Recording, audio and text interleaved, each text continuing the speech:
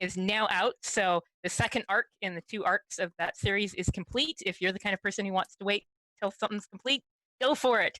And you can take. Wait a second, we might have a sound I problem. was going to pause. I just fixed it. I just fixed it. Okay, cool. According to the chat, you couldn't hear us for a minute. So sorry about that, chat. Yeah, maybe you want to Yang Yang's do. fault. Yeah, maybe you want to do the Idol Yang. Champions thing again. Okay. This Start from guy, the top. he's over that way. So the whole thing about Hello, It's everybody. his fault. Okay, I'm Eric Scott DeVee. Aaron, go. I'm Aaron M. Evans. Idle Champions is our sponsor. Idle Champions of the Forgotten Realms is a strategy game that unites iconic Dungeons and Dragons characters from novels, campaigns, and popular shows into one epic adventure. That includes characters from my books, Brimstone Angels Saga, Farida, and Havilar. The game is available for PC and Mac on Steam and Web, Xbox One, PlayStation 4, Nintendo Switch, iPad, iPhone, and on all Android devices. Right now, the event is Garon's Day. I'm not 100% sure I said that the same way twice. Where It's better the first time. They all missed it. Oh, y'all missed it. So you can get a cool new champion, lots of fun stuff. Also, if you're here, I'm sure you're all eager for the code. Get yourself a gold chest. Let us know if you get anything fun and shiny. And check out the game at idlechampions.com. And I forgot at the break. Yes. Yeah. At the break, we're going to play something from their Bardic Inspiration show, where I came and they wrote a cool song about Frida and Havilar. So You definitely want to watch it. It's Yeah. really cool. It's so cool. Very cool. Very cool. So I'm Rhiannon Held, and I write urban fantasy under Rhiannon Held and space opera under RZ Held. And this week, the 4th book, the 4th novella in my space opera series is out. It's called Unjust Theft, and it completes the 2nd of the 2 arcs in the series. So if you're the kind of person who likes to have something complete before you jump in, now is the time. And where you can find that is on our Twitch page. There's the Amazon Blacksmith widget, and it has not only my books, but all our books, because we're all authors. So check those out.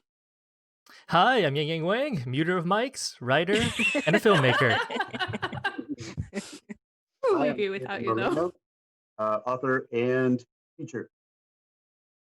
And I'm Randy Henderson. I am a body cross stitcher. So it's like a body painter, but I cross stitch. Oh, no. Oddly, like no one's really asked for it yet, but I keep putting it out there. So I mean, I don't know. feel By the like gods, Randy. yeah. I feel like there's a market for that, like hundreds of years ago. So Okay, so go ahead. What were we gonna say, Yang Yang? we're missing one of our members currently, but she will return after the break. That's right. The mysterious and beautiful Caliph is absent for the moment, but she will be here eventually. Stay tuned.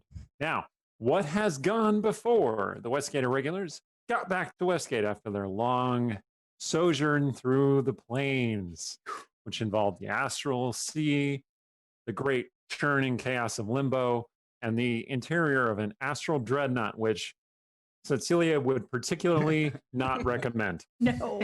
Worst And- vacation ever. A haunted house in the middle of that astral dreadnought, which turned out to be Briar House, which was why they were off in the plains in the first place, to find their missing rental because they needed their closet back. Haven't actually got Briar House back to the prime material yet. Okay, let's keep that in mind. It's still in the astral dreadnought, but they know where it is. And Artemisia's got a thing. Tells her where it Artemisia is. has a mysterious brand on the back of her hand, which connects to a magic circle in Briar House. So that will come up soon.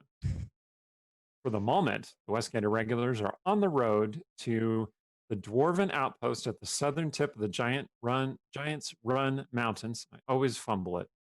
Randy, what's that outpost called, by the way? I'll tell you as soon as I figure it out. Great. So to aid Rogar in a couple of things, one is to heal Kalis' rotting wings, which he attempted to heal by himself and only partly succeeded. And the second is to face up to his past. Rogar is hoping to be in and out before the Holy Mother gets back. And he will just happen to miss her. I'm sure that'll work out great. Anyway, they have been traveling on the road for some time. They met a group of purple dragons, including a priest of Abathor. Who, to be clear, are Dwarven god knights of called greed. the Purple Dragons. We didn't actually meet Purple Dragons. Are you sure Right, they weren't they're in dragons in purple. disguise? It could be. You wouldn't really know, would you? And the priest mocked Rogar a little bit, and he and their guide, Narcy, seem to have a history of some kind. They know each other. Narcy is this dwarf ranger lady with a dire weasel companion named Badger, who is leading them on the road. They have also brought along fan favorite Sarshan, the red-haired wild elf, and Ruan, who is the sister's half-brother, who was, until recently, known as Jigglewolf. Some people still refer to him as Jigglewolf. And yeah, that's basically where we are. They're getting into the town of Reddensyr, which I was reading to the group about the town of Reddensyr. So I'm going to pull out the third edition Forgotten Realms campaign setting, which is one of the best Forgotten Realms books ever made. I said one of. You be quiet, Chad. All right. I'm going to read you what it Unless you're all says. saying Brimstone Angels Saga and then Kate. In which case, you feel free to For be as loud Shadowbane. as you want with that. Okay, and I'm going to read you what it says about Reddensyr. All right, here we go. Keep in mind, this is 120-ish years before our game takes place. Reddensyr, a village of 608 folk. A small town on the road leading to Starmantle. Reddensyr is known as an information clearinghouse for adventurers. One might think that the town's fair-sized temple to Ogma would be responsible for this reputation, but the truth is that Ogma's priests are more tight-lipped than usual. Apparently, they resent the ongoing free information exchange that takes place at the Giant's Folly, a fest hall located inside an overturned boat that was hauled inland by a fire giant who wanted to win a bet. Thanks, wizards. We're going to make it up from there. Yes. So, you're coming up on the village, which is 600, 800 people. It's grown a little bit in size over the last century. And there is, as Narcy has pointed out to you, a fest hall in the village, which is kind of the gathering place of travelers. There's pretty good traffic going into and out of the city. As night falls, it's mostly wagons parked outside the village. People going along the trade road. You see the signs of other adventuring groups, like numerous horses that don't match each other, some more exotic mounts.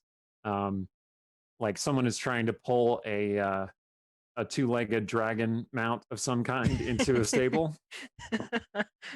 But this place seems to know how to handle adventurers. It seems to be kind of an adventurer's town. You've come across numerous of these in your travels, which means you have no idea what to expect. So, Just out of Oh, we know we curiosity, have no idea. is this bigger than or smaller than Lore? That is a really good question. It's about the same size as Lork. Lork Lork. is known as like a stopover for caravans and traders. It's not really an adventurer town. They have much less nightlife, much less going on. Except for demon summoning wait staff and some Exactly. Not much going on. I You thought we gotta were- start up a cult. I thought we were never talking about Lork again. So you hear competing jaunty tunes of numerous bards floating out of the various buildings. And in particular, there is a one-on-one battle going on in the Giant's Folly, which is a great overturned boat of a building, as in literally it's built partly out of an overturned boat. In the middle of town, the river Redden runs through the town, and the boat is built on the banks of the river.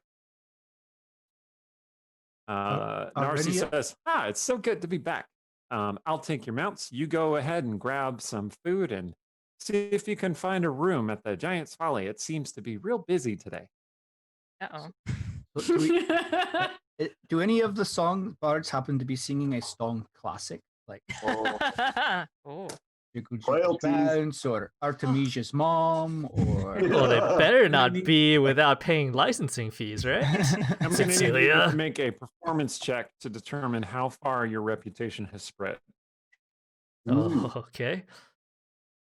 Please be good. I am adding your reputation points, which I have in my own calculations.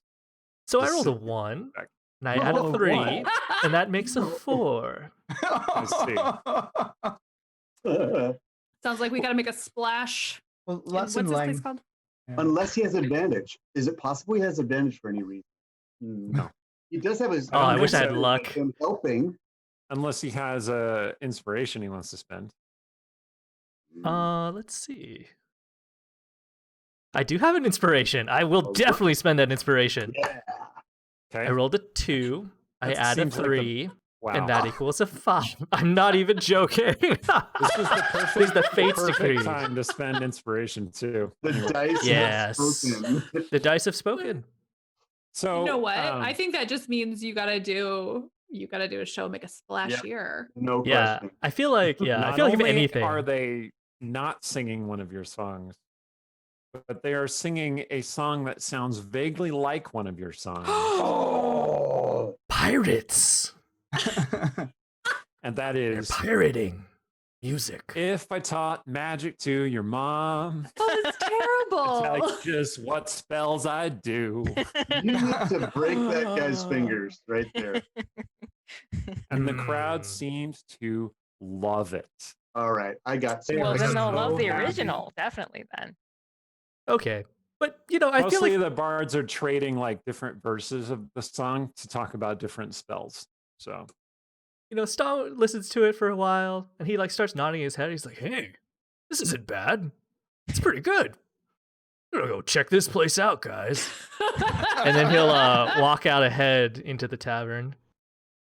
okay, so you have to duck down because it is built for smaller people than Stong. You bend down and lean back up into this tavern with a rounded roof. You can see some of the benches still across the roof. You kind of think that that's a rowboat that makes up the roof, but it's a really big rowboat. It's a rowboat for giants. Oh. Cool. You're not sure if that was the original or if it was rebuilt that way. I don't know. You can interpret it how you want. I think And there Cecilia's are happy with it's a boat. There are a pair of oars crossed over the bar, which is just packed with people that are all clamoring to get drinks of different kinds. Kalith, who is with you, is looking around furtively, and she says, "I'm going to see about rooms. I'll be right back." She's kind of holding her cloak over her wings. You saw that some of you have sufficient insight to notice this. When you came into town, people were staring at her, and she was getting more and more self-conscious until she finally vacates the situation and goes to get rooms. So difficult to be beautiful. She looks like a plucked chicken right now. I don't think that's the problem. I see. Or Yes, molting. chat. The whole place is a Molting. bit dingy. That's true. So Stong is gonna go over to the bar and grab a drink. He'll look at the special. He'll just ask whatever is the most popular drink here, and he'll buy a round for all the irregulars. Oh, that's nice. The most popular drink here is Giant's Grog. That sounds awful. That sounds dangerous. Yes. It combines the two best things about Reddensyr: giants and boats. There's those. Stong's very impressed. He says, well, do you have anything for the kids? And he points at Mirabelle. Oh, maybe she would like a giant's milk. He puts down this tankard. It combines the best of two Starts things. pouring white liquid into it. Did you milk a giant for that? Just gross. He checking. says, that's the secret. Oh, no. Let's keep it a secret. I don't want to know. No, yeah. Yeah. Stong looks at Mirabelle There's and faint black swirling liquid in the white. And Mirabelle's like, okay, well, I mean, if she wants to try it. So Stong takes his comparatively tiny grog next to her giant milk tankard, and he like oh no, clinks they her. serve the giant's grog in a giant tankard as well. Oh, excellent. Don't worry about it. They're the same. They're the same tankard, basically. Oh, great. Except the one has milk in it and one has grog in it. They don't This so bother is a to really wash 'em in strong between. smelling beer. He takes the tankard and like clinks it against her milk tankard, and then both of them take a sip. Okay, she Baby Yoda's it. And I pass out the Pass rest of these the on all drinks to the rest of the irregulars. Stong, make me a Constitution saving throw, please. Okay, con 17. Okay, you are fine. Yeah, you're absolutely right, chat. She is pouring the milk all over herself as she's trying to drink out of this giant tankard. All over She's herself doing the and baby all Bjork, over, too? yeah, all over Stong. Oh. All over the that's fine. blankets that Stong is now wearing. We're both wearing blankets now. They're very stylish blanket. Mm-hmm. Okay, so when you took away the red dragon onesie, yes, watch previous episodes. When you took away the red dragon onesie from Mirabelle, she was very like, Oh. Did you press the issue and take it from her anyway, or did you leave it? I think I would have. I think Stong would have pressed the issue, because he would have said, your aunt Artemisia has some grave feelings about this article of clothing. Now she might give it back to you, but we should at least give her the opportunity to work out some things with it first. Don't think about sacrificing her. I know what's going through your head. Oh. Fine. Okay, I'll make you a blanket onesie instead. And I so yeah, complain about it though, and she has been fussy and complaining about it all day. What? that's why I buy her this milk. Artemisia, probably having heard the fussing, rather than sticking around for that great grog. Oh no, she's so sorry to miss the grog. She's gonna tell at least Cecilia, probably the other irregulars too, that she's gonna go, and so she like takes the bundle of the red dragon skin that had been made into clothes and the onesie and whatever, and then goes out to talk to various people in the town, see if she can find tailors and whatever, tanners. Okay, leather workers of some kind. Okay. So the drinking happens. Yes, it Are any of does. you doing any practical things like asking about rooms, or are you leaving that to Caleb? Well, Caleb was doing it. Yeah, she is, but I'm just asking if anyone else goes along with it. I'm very happy to get drunk, and at the same time, I tell Kayla, make sure if it's possible, like separate rooms, like, or I just need some me time. Not, I don't say it, but me time away from Ruan. Separate. From Okay. Ruan. So yeah, you amble over to where Caleb is, and Right. she has secured a couple of rooms. Apparently, there aren't very many here at the Giant's Folly, but she has got 3 rooms, and she says, "Oh well, yeah. If you want to have one of them, that's fine. I just I need one." And then she just goes and like shuts herself in that room. So what is this? Like Caleb gets one, Rogar gets one, The rest of us are like sardines. Oh. No, we can split. We can split the other two. I'll just make sure that I'm in the one that Ruin is not. Hmm. Ruin walks over to where you were and he's like, huh. Sarshan looks over at Cecilia and he says, lively. It's Isn't something. that your song? Don't you own that? Transformative use properties. Stuff. Dong Well, doesn't want to shake anybody down about it, so. You know that I'm very good at dealing with bards. Oh my god. What are you talking No, about? Sarshan. What are you talking about? It's been a really long day, and this grog is not what I'm going to drink. I don't know if I'm here for this now, Sarshan. Never mind then. Sarshan always kind of mixes up whether Does he at know what that times wasn't he's me? been talking with a doppelganger or not. So We have doppelganger problems. It's fair. okay, so most of the party is having drinks and doing okay at the tavern. Artemisia, you head out to the leatherworking or to find a leatherworker. Yeah. Does anybody go with Artemisia? Sturge, you go with Artemisia, for instance? Actually angling for a time when Artemisia is not present. So he can talk. Oh, I see. All right. So Stong. Sturge is Oh. cautiously watching while Artemisia takes off. Okay. So I'm going to do the Artemisia scene and then we'll come back. Okay. Artemisia, you have headed out into the evening of Reddensyr. It's a jovial, lively village. There are a number of stands and small businesses that seem to cater specifically to adventurers. Like there are a number of stands where gold-plated and silvered weapons are laid out, like silvered daggers, which with your keen eye, you can tell are just painted silver. Yep. And they're like 10 gold pieces of silver dagger. Right? Oh, no. You get the sense this village does some thriving business with wandering adventurers. Okay, but you're wandering around looking for a leather worker. Leatherwork. So what I'm going to need you to do is make a knowledge check using your charisma modifier.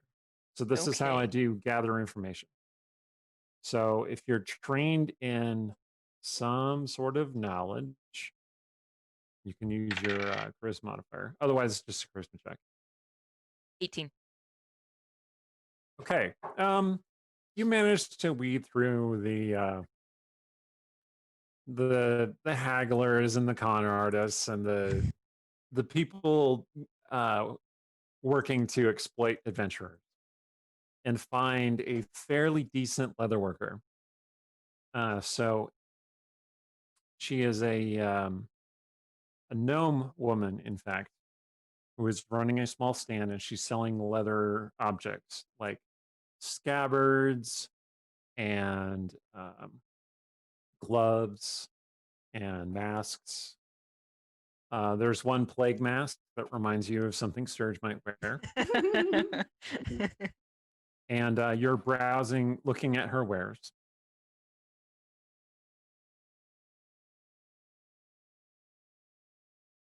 All right, so we'll start over with the gnome saying, "Help you, sweetling."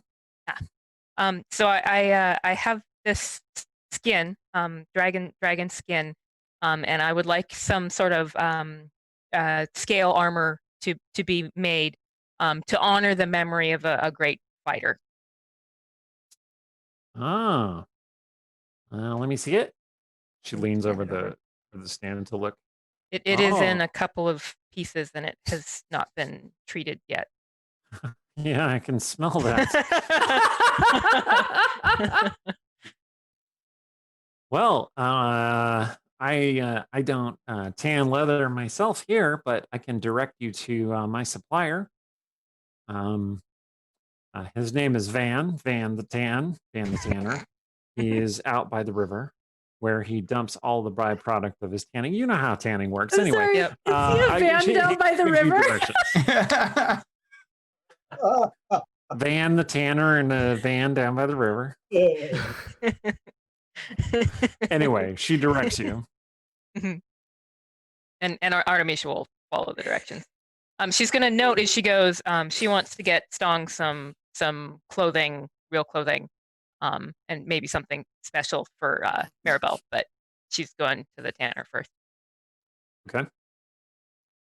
Yeah, you do notice some reasonable, like cool little outfit pieces that you could purchase if you wanted to. How much do you want to spend on clothes for them? Well, so she doesn't have much money left after that bribe. Cormier takes its cut, right? Yeah. So she's gonna splash out and get fairly expensive on Maribel's thing, but for Stong, she's gonna go pretty like basic, utilitarian like version of what he had before. It was Stong left will on the remember. ship in the Astral Sea. So you get Maribel a kind of like a cute outfit of some kind. Oh God, it is the prettiest dress. Okay. It's got like little ribbons, and it's like kind of cute, little bit elegant, and like baby's first like beautiful party dress. Oh my God. Like All this right, is so this Artemisia. Does it This have very those frilly cute little, little- like matching pants that go under it? Oh yeah. Very cute, frilly little dress with pants that you're pretty sure is made for like a halfling, but you know, it doesn't matter. You pick that up and Yeah. you find something for Stong as well, although you are working on getting armor made for him. So Yeah. All right. Yeah, exactly. You head toward Vann the Tanner. Okay, so back in the Giant's Folly, Sturge, we're gonna go to you. So you saw Artemisia take off. What do you want to do? Oh, I can't hear you, man. Hear me? You hear me now? Now I can hear Yes. you. Wasn't yes. me this time. Audio goblins. All I right. just want to point out for chat, Stephen is visiting his parents, so he is playing in his parents' basement in classic D&D fashion. You're never too old. Never too You're old. never too old. Cheers to that. Man, let's see how many of those we get Eric to finish tonight. I have the one glass. I poured all the rest of the bourbon I had in the one glass. So, See, it's empty. so as I understand it, Angel's Envy, really great stuff, brewed in, well, distilled. I shouldn't say brewed. Distilled in Kentucky. Trying to get another sponsor for us. Yeah. If Come on, if, Angels if Envy. they want to sponsor us, that is The bourbon of DMs. We'll take a be shot great. every time we roll. I will Uh, drink Jim Beam if they want to sponsor us. It's fine. Ooh. Wow. Okay, go on, Stephen. What is Sturge going to do? So I'm sitting at a table with Stong and Cecilia. Caliph and Rogar have gone up to their rooms. Is Sorshin or Ruan there? Yes. Which would you prefer? Oh, just one of them? I get to choose? Okay. Sure. Yeah. It really doesn't matter. I don't know Ruan really, so I guess I would prefer Sorshin. Okay. Sarshan is there, and he is trying to say something clever and entertaining to Cecilia, and she's busy being pouty about the music. I don't know. Oh, Anyway, it's not going very well because Sarshan is not very good at talking. So well, one thing Sturge can do is how close are these bards that are ripping off Stong's palm? they're on either side of the common room. Within 30 feet of me? Yeah. So I've got this invisible mage hand. Yeah. So like if they're playing lutes and stuff, I can go up and like detune their lutes really bad. Oh. Just Oh. sound awful. All right. I'm going to need you to make a sleight of hand check, please. I did mention it's an invisible. Yes, Yeah. it's with your mage hand. Yeah, I know. Okay. Make a check. Okay, good. Because I don't really even care if they know I'm doing it. But here we go. I don't care if they know I'm doing it. That's why I'm using my invisible mage hand. 19. Okay.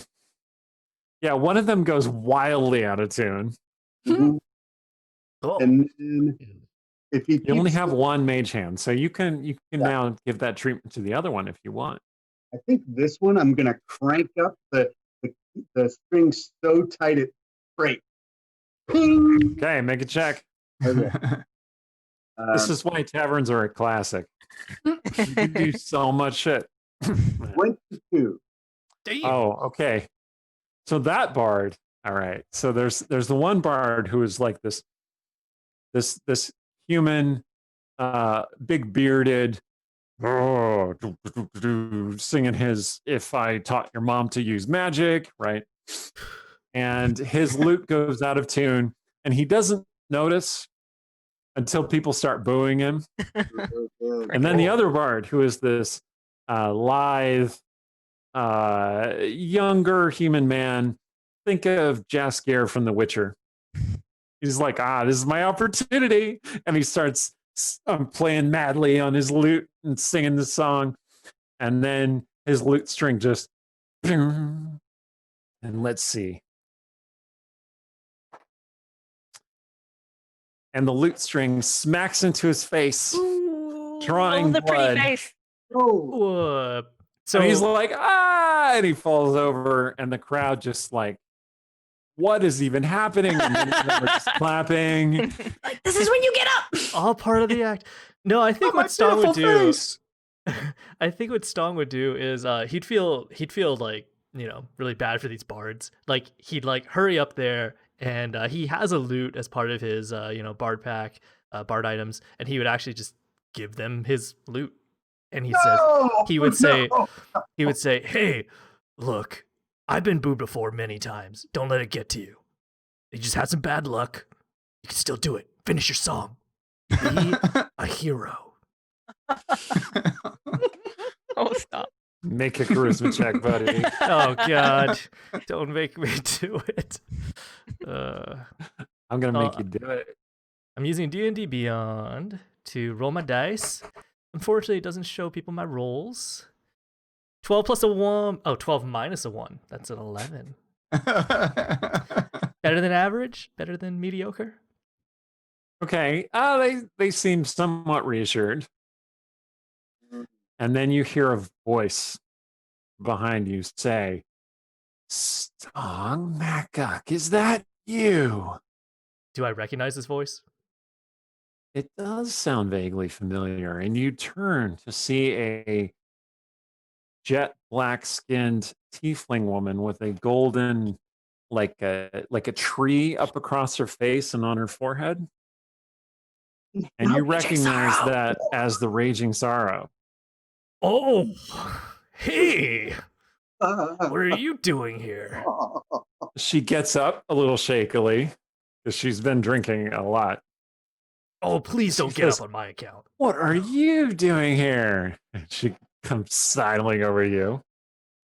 I heard them singing your songs badly. Maybe you have the proper rendition. She claps you on the chest. He says, "Oh, you think they're singing it worse than I sing it? That's awfully sweet of you." Well, I do prefer you occasionally making a fool of yourself. Now, the Raging Sorrow is this extremely muscular, extremely cut, shredded tiefling woman who is about the same height and size as Stong. Like I said, she has the black and gray skin, and she has this golden tree tattoo kind of inked over her face, which glimmers slightly in the torchlight. Oh, that's awesome. And she says, "A performance!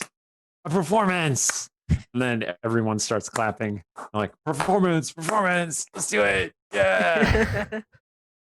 Okay, so I guess Stong See, I'm looks... going to make you make another charisma check. All right, right now? Well, I'll make a performance check if you want to make a performance. Well, Stong doesn't You need really a want to hype woman. upstage other bards, that's the thing. I think he would do it if like Oh no, you're. said Celia. I'll lean over. I'll be like, "You're the opening act. They have to get their stuff back together. You don't want Oh, all these people getting bored." Oh, you booked me for this place? I mean, I will be booking you in just a second, but you Okay. have to get up there, get ready. Make sure we make some money off of this. I don't really like performing for free. No, that I also really don't like that. Is there somebody I can talk to about paying for this? I'll go over to one of the knockdown bards and be like, I need some cash for that replacement loot right there. It's like, oh, well, I have this dinner roll that somebody threw at me. It's not gonna work for me. Who's in charge? Who pays Here's you? an apple. Make a charisma check, Cecilia. 16. It could be persuasion if you want. Oh, if right? it's persuasion, it's a 20. Okay. He's like, oh, yeah, certainly. Let me see what I can find to compensate you, beauteous lady. He starts going through his pockets. Is there someone here who pays the acts? Oh, I you're could going to talk want to talk to Vann behind the bar. All right. Vann's the owner of the. Wait, Vann is the owner? Vann. Wow, Vann? is that the cousin of Van? Are they related? Van and Yes. Van. Yes, Vann the tailor. Or Tanner. Vann the tanner down by the river. Yes. That's gonna break me. Vann. He'll love you. All right. Please I'm gonna come go back. I talk to want to him. buy you a drink. And All the right. bartenders are here to pump you up. Yeah.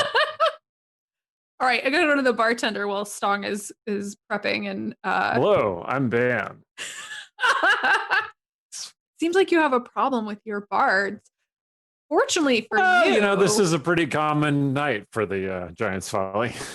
that's fair. Here's what's uncommon. I don't know if you hear the news coming out of Westgate, but I represent the hottest new act in Westgate, Stong MacDuck. Is that so? Yeah, and he's here, and he's ready to pick up your slack here. If we can work something out financially, Tom's this the is his best. day off, kind of. Give me your best pitch, little lady. Make Roll a a persuasion check. All right.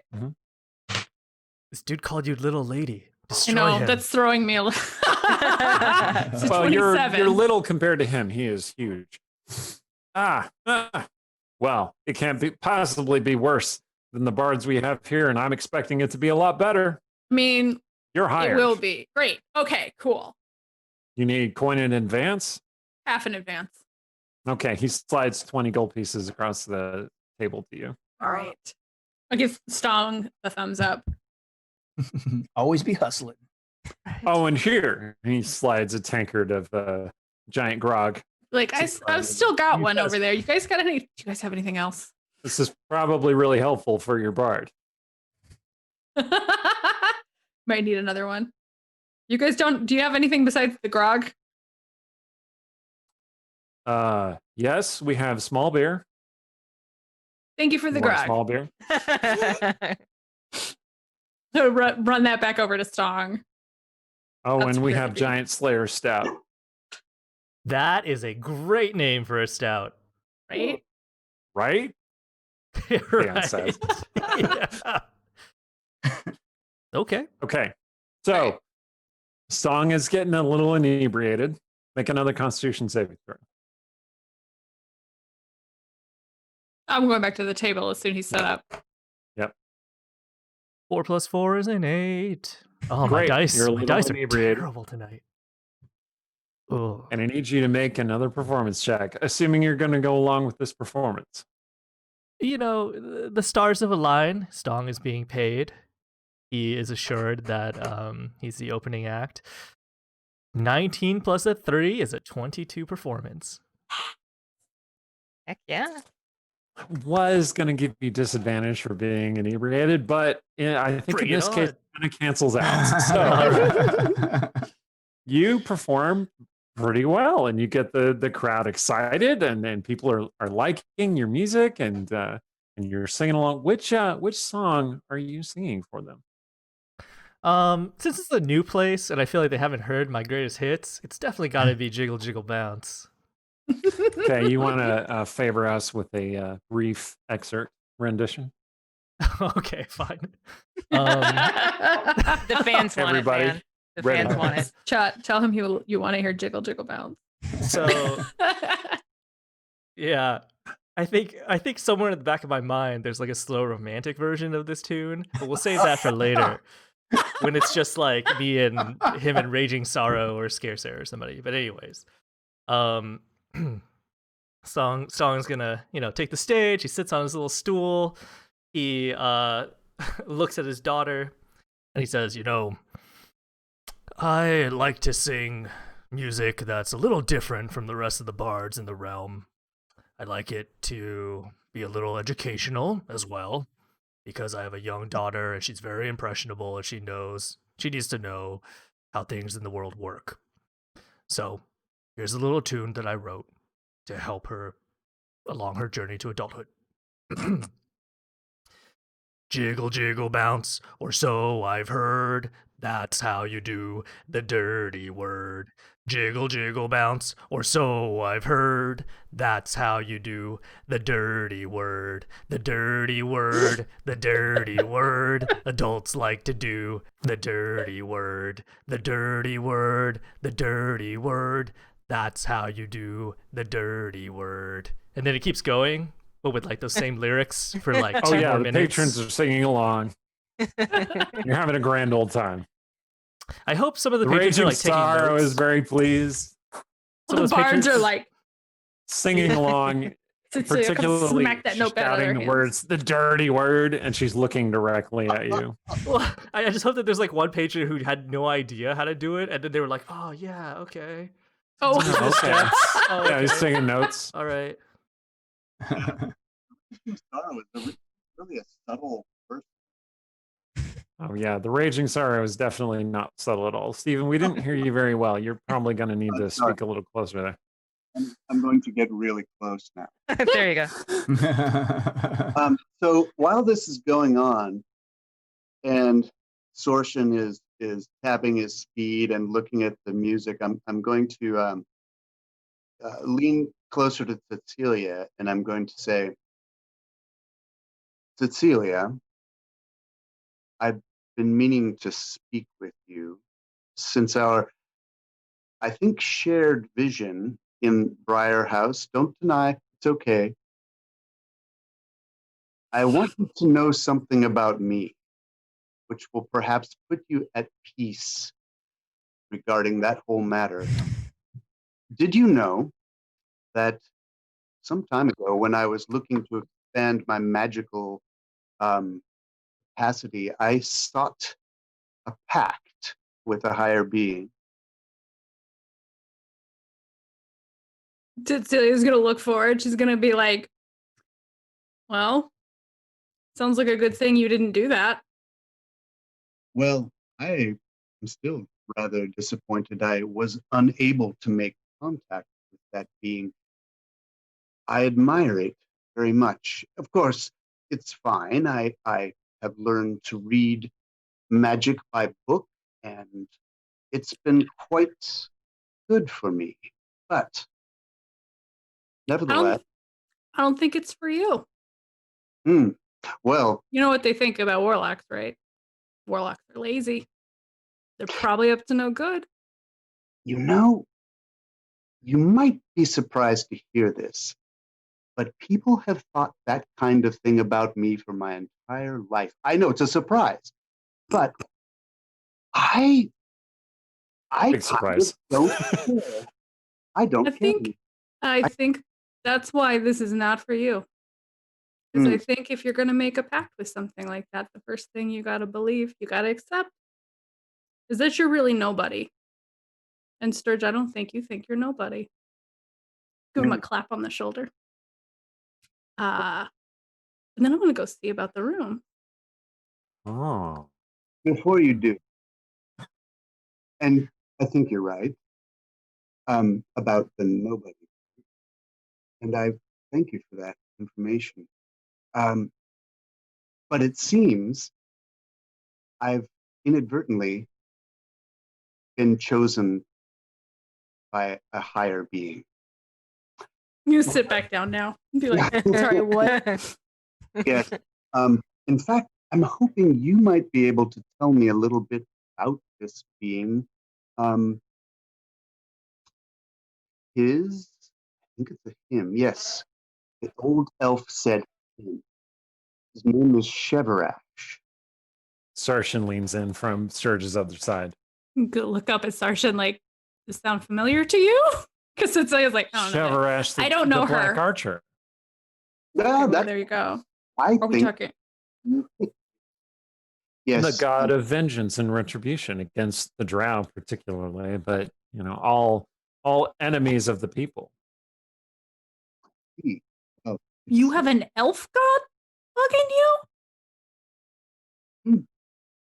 So the sword appears to be a vessel of Cheverash in some sort of way. It chose that old elf fellow. You remember him? We met him on the astral plane. He was in. Oh yeah, it's maddeningly cryptic. Yes. Well, Maddeningly cryptic. he lives in the I sword. can tell you didn't like him much, Cecilia. He He lives in your sword. Yes, he Is says. that the curse? He says. Wait. Sarshan says, are we talking about your literal sword? This one. What is the other option? He has a. Never mind. I almost said what it was, and then I realized Sturge doesn't have that to have a ghost in. So I got Maybe stuck. doesn't know that. Yeah. But Sarshan doesn't know that. That's true. Oh. Like, no. He's only got one sword to have a ghost in. So Is that he is captive. He was chosen by Cheverash, and while I was conducting my investigation into the sword, I entered into it, I think, and sure enough, he said I had been chosen by Cheverash. He had marked me with his arrows, which I thought at first, Cheverash must be a cute little cherub that has a little child's bow and he marks people's hearts with invisible arrows tipped with little heart shapes. And I thought that was. Sarshan laughs and claps. So he was looking at Sarshan like, Yes. I actually okay. I thought perhaps this is another name for Sharindlar because she's got that big hammer shaped like. Anyway, turns out I was wrong. There were 8 giant black arrows sticking out of my chest, and it hurt. Anyway, so Okay. it seems I have a patron now, whether I will or nil, and that's him. Okay. Did he tell you what he wants you to do? No, Did he grant you magic powers? Sarshan asks. maybe. Did you sign a pact in blood? Okay. No, he did the signing. He skewered me with a bunch of invisible black arrows. They shot you full of arrows. Ooh. Don't grin at that. That makes people uncomfortable. Well, here's There's our F-bomb for the show. Well placed. Here's the thing. I was already effed, as you say, and it seems that when you get 2 Fs, they cancel each other out. At least that's what I'm hoping. You see, I already have some. Sarshan laughs. I don't think that's how it claps works, again. man. I really don't think that's how it works. Wait. What do you mean 2 times up the wrong end of the Tloon stick? You remember Twice Taloon. You remember the deck of many things, the card I chose that earned me a arch enemy. Right. Well, that you see now I have an ally. Wait, you got a card that gave you an arch enemy. Are you sure this isn't your arch enemy? It was a fiend, arch fiend. Oh. Huh. Okay. I can see it. You play an archfiend off a god of vengeance. Any fiends?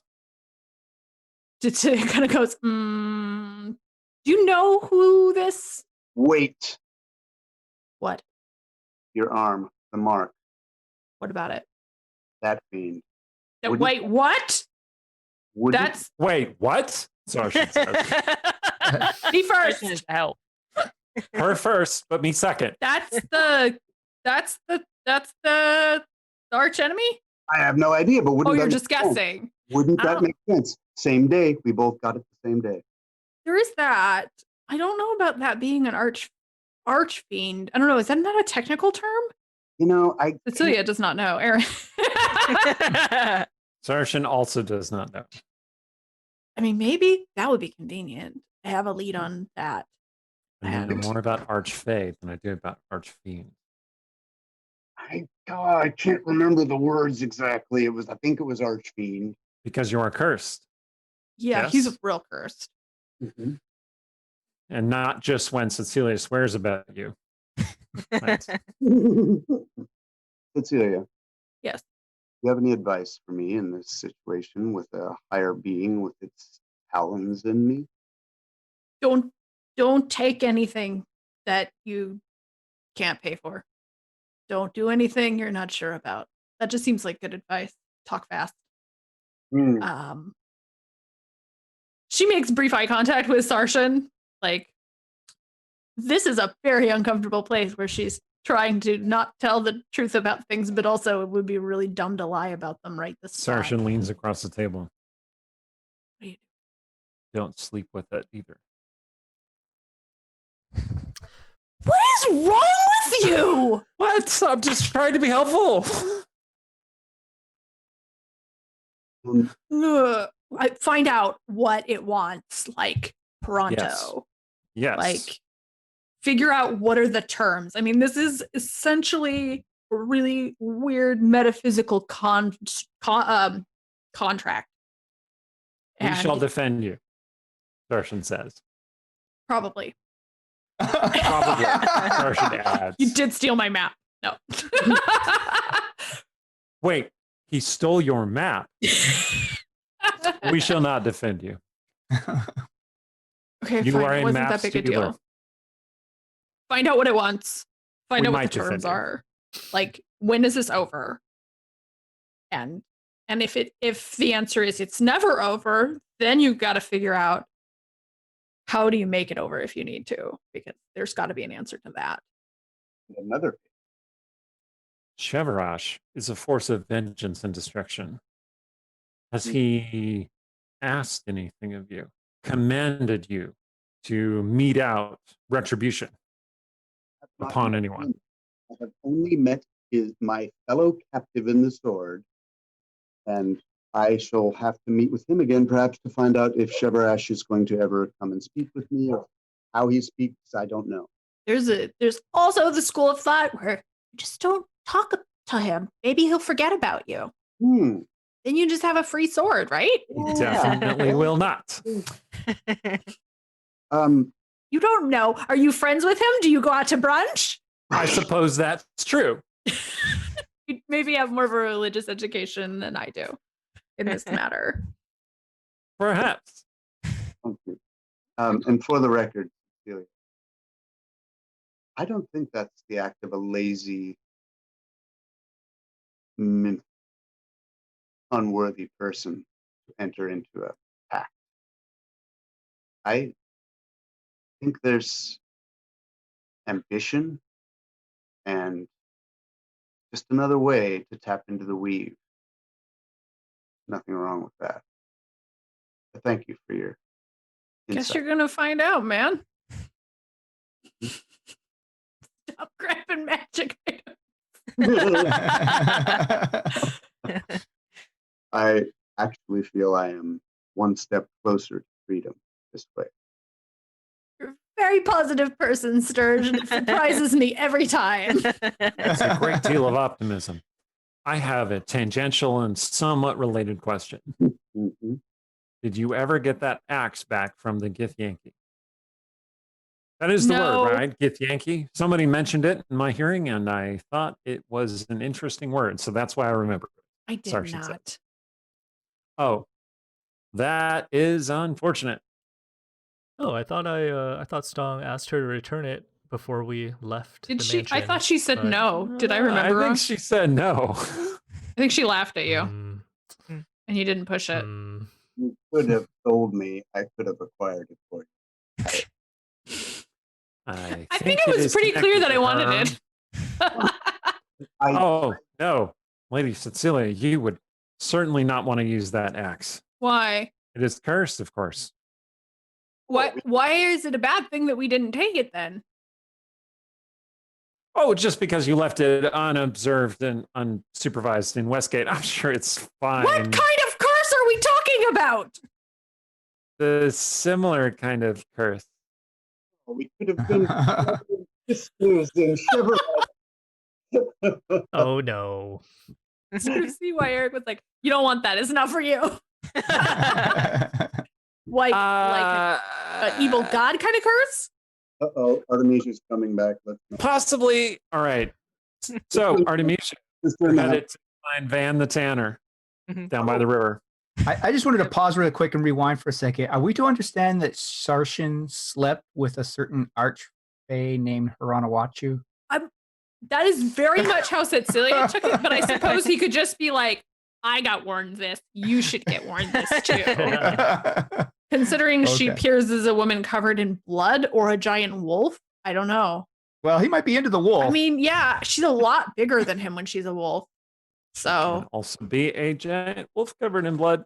Just The best of all worlds. Best of all worlds, yeah. if for more Haranawachu, because I don't think we've ever said this, she appears in the Mark Sehestet novels, Frostfell, and then in the Chosen of Nenduin series, which are both excellent. Lots of cool, creepy archfey. Right. All right. So, Artemisia heading toward Vann the Tanner. So there is indeed a small tanning building on the banks of the river. There's a water wheel turning slowly and constantly. And there's a distinct kind of foul smell coming from it, which is the smell of leather work. Yep. Expected that. The river is also a little bit polluted here near the building. You can see kind of this brownish liquid flowing out around it. Yeah, if you want leather. And a half-elven man comes out as you're watching and dumps a big bucket of brown liquid into the water. Are you Vann? Why, yes. Depends who's asking, I suppose, but yes. I couldn't restrain my enthusiasm about my name. I'm Vann. What can I do for you? A woman in the market recommended you. I have this skin she's going to bring. Well, actually, she'll bring out the smaller one. That Turbo was wearing. Whoa! We've hardly been introduced. You know my name. I don't know your name. Oh, I'm Artemisia Taran. Wonderful to meet you, Artemisia Taran. If you would like to show me your skin now, I think that would be more appropriate. Oh. There's the smaller one. He's kind of a moderate looking guy, a little bit scruffy. It seems like he doesn't spend a lot of time around other people. And he's dressed in work clothes, which are heavily stained by his trade. Well, she won't turn on the maximum flirtation smile. She'll be really businesslike. No scruffiness need apply. Come in. You're an adventurer, are you? Sell sword and itchy. Always itching for danger, eh? Maybe, sort of. Anyway, it doesn't matter. Here's I recognize the meme, talents. and I also see that skin that you're showing me. Is that a dragon you slew yourself? No, it was not me. It is in fact for a friend. And I would like to get armor made from it. Honor the memory. Right. He looks at it. May I? Oh, that's why I'm here. So you just haul it out of the bag. Yeah. And there's a lot of it, and you just put it all on the table. And he's like, huh. So there are some very hard scales still attached to it. This is a remarkable amount of materials. Well, it was a Huh. whole dragon, so He kind of lights up and he's like, I haven't worked with genuine dragon skin and dragon scales in many a year. This is quite an experience. Let's discuss coin, shall we? You're on the road, obviously. You only have so much to meet your expenses. Although, if you don't mind me saying so, you are very well put together. I would imagine that you're of means. but I don't carry it with me at all times. Of course. It could be dangerous here down by the river. Of course. Perhaps we could come to some kind of agreement in which, since there's so much of it, you could retain some small part for your own use in payment, for the rest being returned to me. What a clever agreement that would be. Yes. He inspects it. He says, give me a moment to gauge, and I shall bring you some suggestion of what we can do. She's going to go to the doorway in case there's more like fresh air there. It does smell, and it is very claustrophobic in here, shall we say.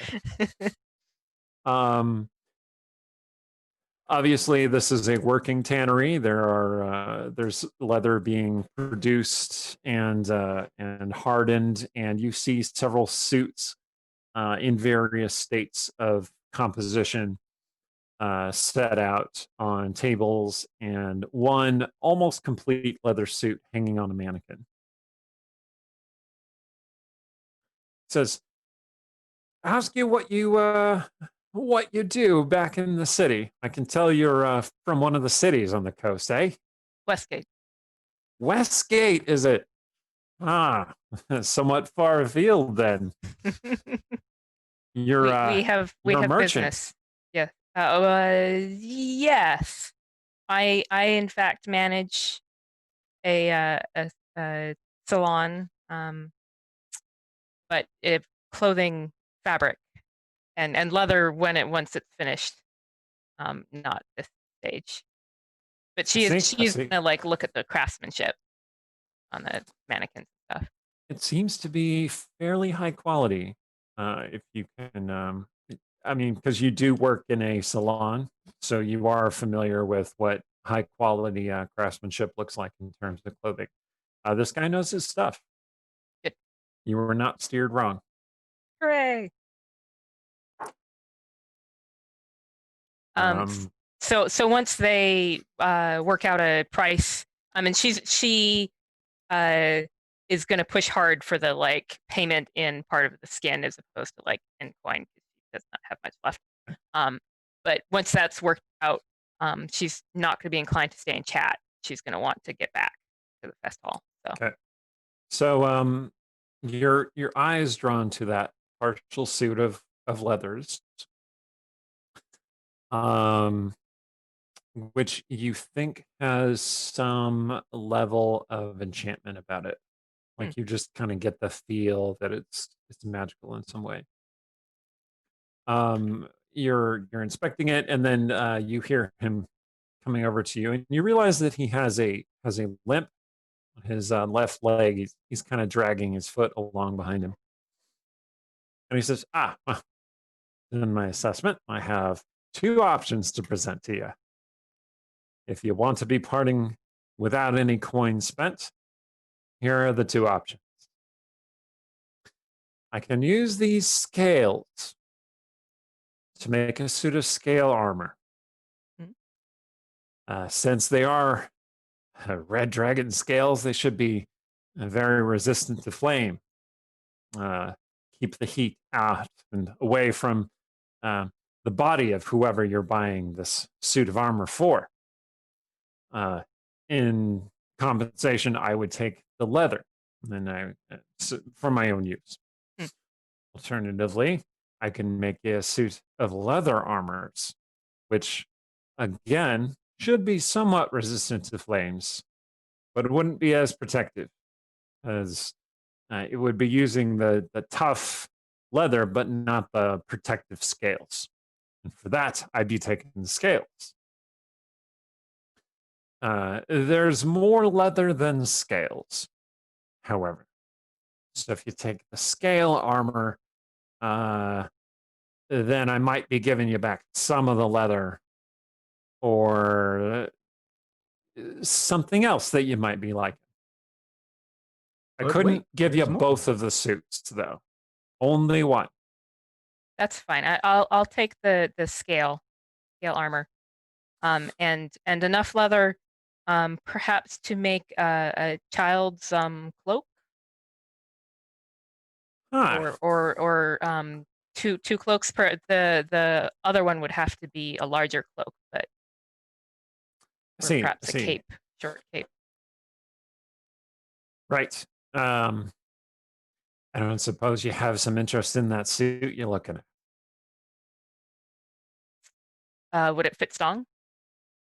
No, it looks much smaller, lighter, like maybe about your size or maybe like your sister's size. Have to lose like 60 pounds and tuck things that can't be tucked.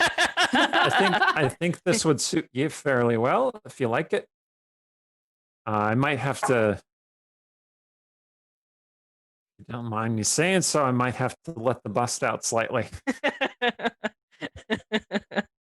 Well, she doesn't have much of a bust, but she does have one. I originally built this for an elf who never came back to claim it. I didn't finish it. I think he died on a quest and never returned. You know, lots of giants here near the Giants Run Mountains. Well, Artemisia is gonna look like really tempted. She's gonna like sort of like run her fingers along it, but it isn't. This skin is not mine, and it wouldn't be right for me to use it to get something for me. So I need to get something that can be used by the person who gave it to me. So the scale mail it needs, or the scale armor, it needs to be fairly large. My friend is fairly large, and then if there's enough for the child's cloak, then I'm hoping that she will be happy with that. Okay, make an insight check. Okay. That is 19. Okay, you get the sense that he is trying to maneuver you away from taking back any of the dragon leather. Like he wants to keep it for his own use. And he's trying to push this other suit of leather onto you. Now, you can accept that bargain, or you can push for getting some of the dragon leather into a child onesie or whatever. Yeah. Is that what you would still like to do? Yeah. I mean, we don't have to like haggle it out on the on camera, but that fair enough. Hard, however long it takes. All right. Make a persuasion check, please. Okay. To represent basically convincing him to do what you want. Well, the dice have abandoned me. 13. Yeah, that's not that bad. Okay. He says, all right, I'll get working on this. Are you on some sort of a timetable? Well, we are staying one night tonight, but then we will travel, and then we will return in a manner of perhaps a 10-day. I will check with our guide, and before we leave town, I will let you know, but we will be going and coming back. So it's on the way back. I want it. So as soon as possible. Yes. Very well. I'll be working on it soon. Pleasure to make your acquaintance. Holds out his hand. Shake it. Okay. He has a pretty strong grip. He doesn't like enchant you or anything by touching you. Well, good. That's Don't good. worry about it. Okay. This isn't like the evil shopkeeper adventure hook where we now need to rescue Artemisia. Not every NPC you meet is evil. Okay, just most of them. As soon as All we right. believe them. that. Yeah, as soon as we believe that. Just shaking then she'll- hands with our She'll head guard back sound. to the fest hall Okay, so she can So break back up at the- conversations if necessary. back at the Giant's Folly. Stong, you were wrapping up your performance. And the crowd is very pleased and they're clapping and they're, and they're buying lots of drinks and Vann seems to be very happy. Well, Made cool. a good announcement. I throw like a lot of my sheet music at them and I yell, "This is free! Don't tell Boy. Cecilia! She's Right here. sitting 10 feet from you. Yeah. Cecilia, plug your Um, ears." So you at one point during your performance, you saw Ruan kind of wandering around, looking around wanly, and then he went and sat down. And now he is sitting by himself toward the end of the bar, having trying to drink a grog. Ruan is not as big or as tough as you. So he drinks a little of it and he's like, "Oh." Okay, I guess Stong goes over to the table and sits All right, down. so you start heading that way, and the raging sorrow rocks up to you and puts her hand on your chest. And she's like, such a great performance. Oh, thank you. Maybe I can convince you to give me another performance. Maybe if your luck is good tonight, and by the end of the evening, if nothing else, takes me away, I would certainly be open to the idea. It's funny you should say that about luck. She leans in and kisses you. And Oh, it's very, very rough, like, sort of kiss, right? do I take like a point of damage or something from this kiss? Is that how rough it is? Yes. Okay. Take 1 point of damage. All right. And she comes away and your lip is bleeding and it's got some of your blood on her lips. Who's she's watching like, your daughter? It's my chamber, My right? daughter's like right here. Oh, well, yeah. Mirabelle's wow. like, Oh, well, Sorrow looks down at Mirabelle and Mirabelle looks up at Sorrow. And they have this kind of like tiefling connection. oh, And she's like, is this your daughter? yes. Her name is Mirabelle. Mirabelle, say hello to Raging Sorrow. Well met. She's just starting to Raging talk. Sorrow says, well met, Mirabelle. I wish to borrow your father for some time. Is that all right with you? And Mirabelle says, yeah, Daddy, enjoy.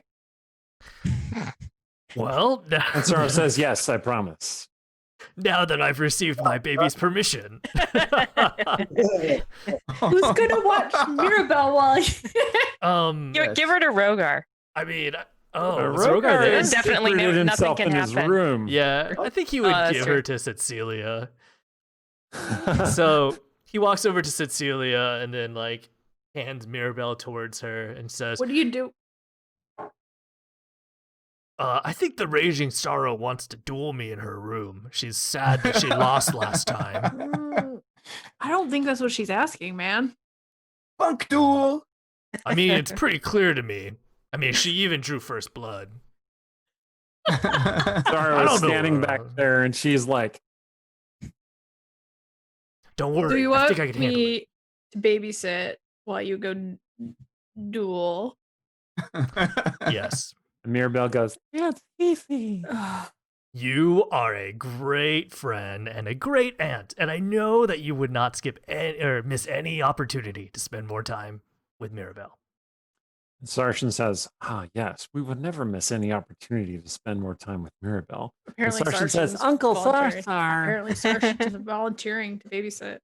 He says, what? I can't. No, Stong, I can't even joke about that. That's a terrible plan.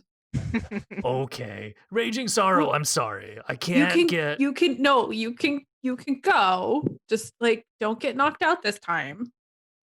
Okay.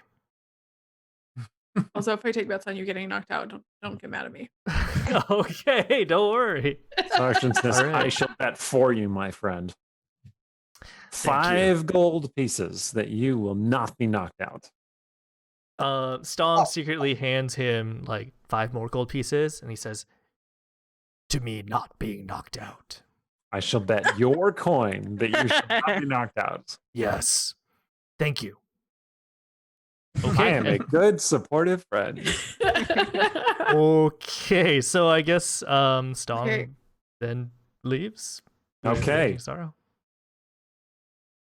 All right. So that leaves Cecilia and Sturge and Sarshan and Ruan and the returning Artemisia to the last room you guys all rented. Unless somebody wants to This is not gonna interrupt Rogar. No, I've made clear that people can join me in the room, just preferably not Ruin. But Ruan can be with Cecilia and me in our room. And Yeah, Ruan is Sarshan, sitting at the you can bar sleep looking like a little wolf sad. on the floor, right? Sarshan's like, I can certainly sleep as a wolf on the floor. Thank you. Well, Is that what you'd like me to do? On the floor of your room? Or on the floor of another room? On the floor of the common room? You can be Yeah, in just our come room. with us. Oh, I want you of in our room. course. So Sturge, you can bunk with Rogar and whatever his bunk is about. we're just gonna peek in there, and if Rogar's asleep, he's gonna tiptoe in and get into his. Sturge has this sort of 19th century sleeping gown with a long. Wow. Of course he does. Of That course he tracks, does. yeah. The Ebenezer Scrooge Amazing. look. Yes. With the cap. Yes. Long pointy cap. Oh my god. So he'll slip into that and curl up on his bed. Actually, he sleeps on his back. What's he gonna do with this on his face? So, Okay, so make a stealth check, please. To creep in without Rogar noticing. Yeah, 14. What is your passive perception, Randy?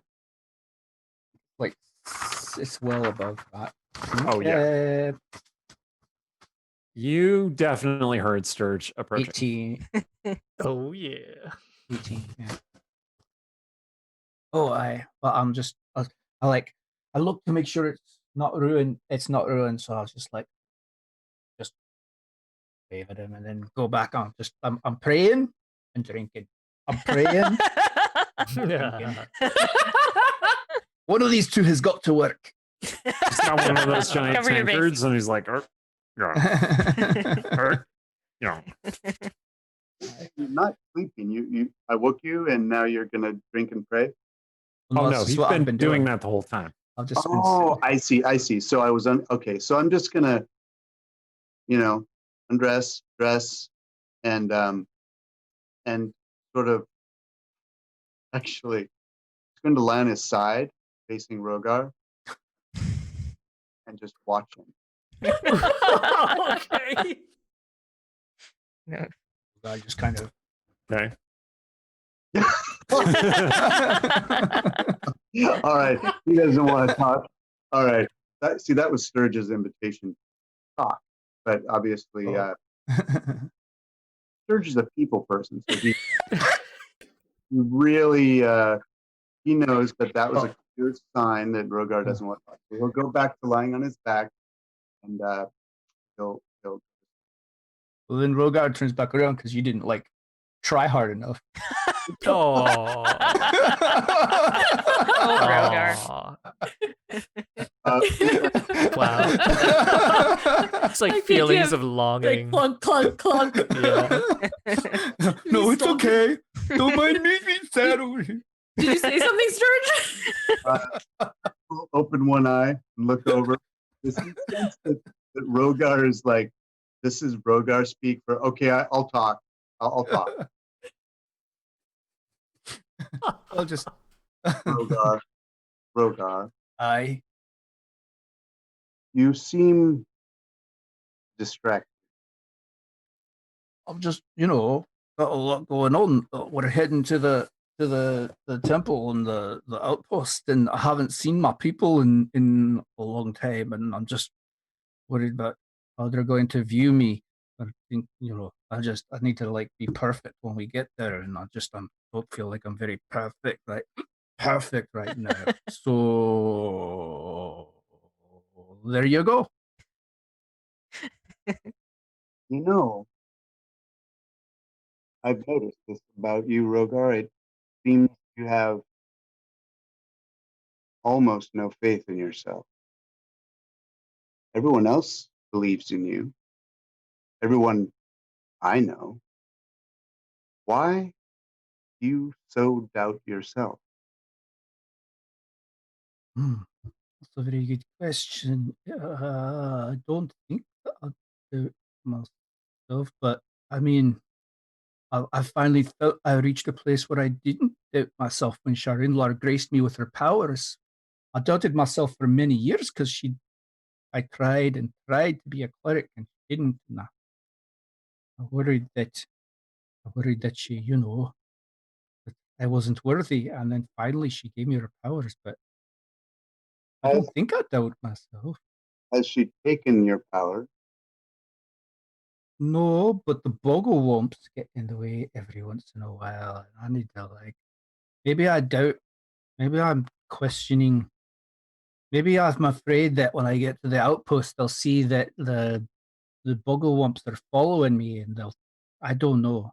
It's very, very suspicious. I don't know what's going on with the bogglewomps, Sturge. They're following me. Are you afraid the Bogglewomp are more powerful than Sharin? Of course not. Nothing's more powerful than Sharindlar.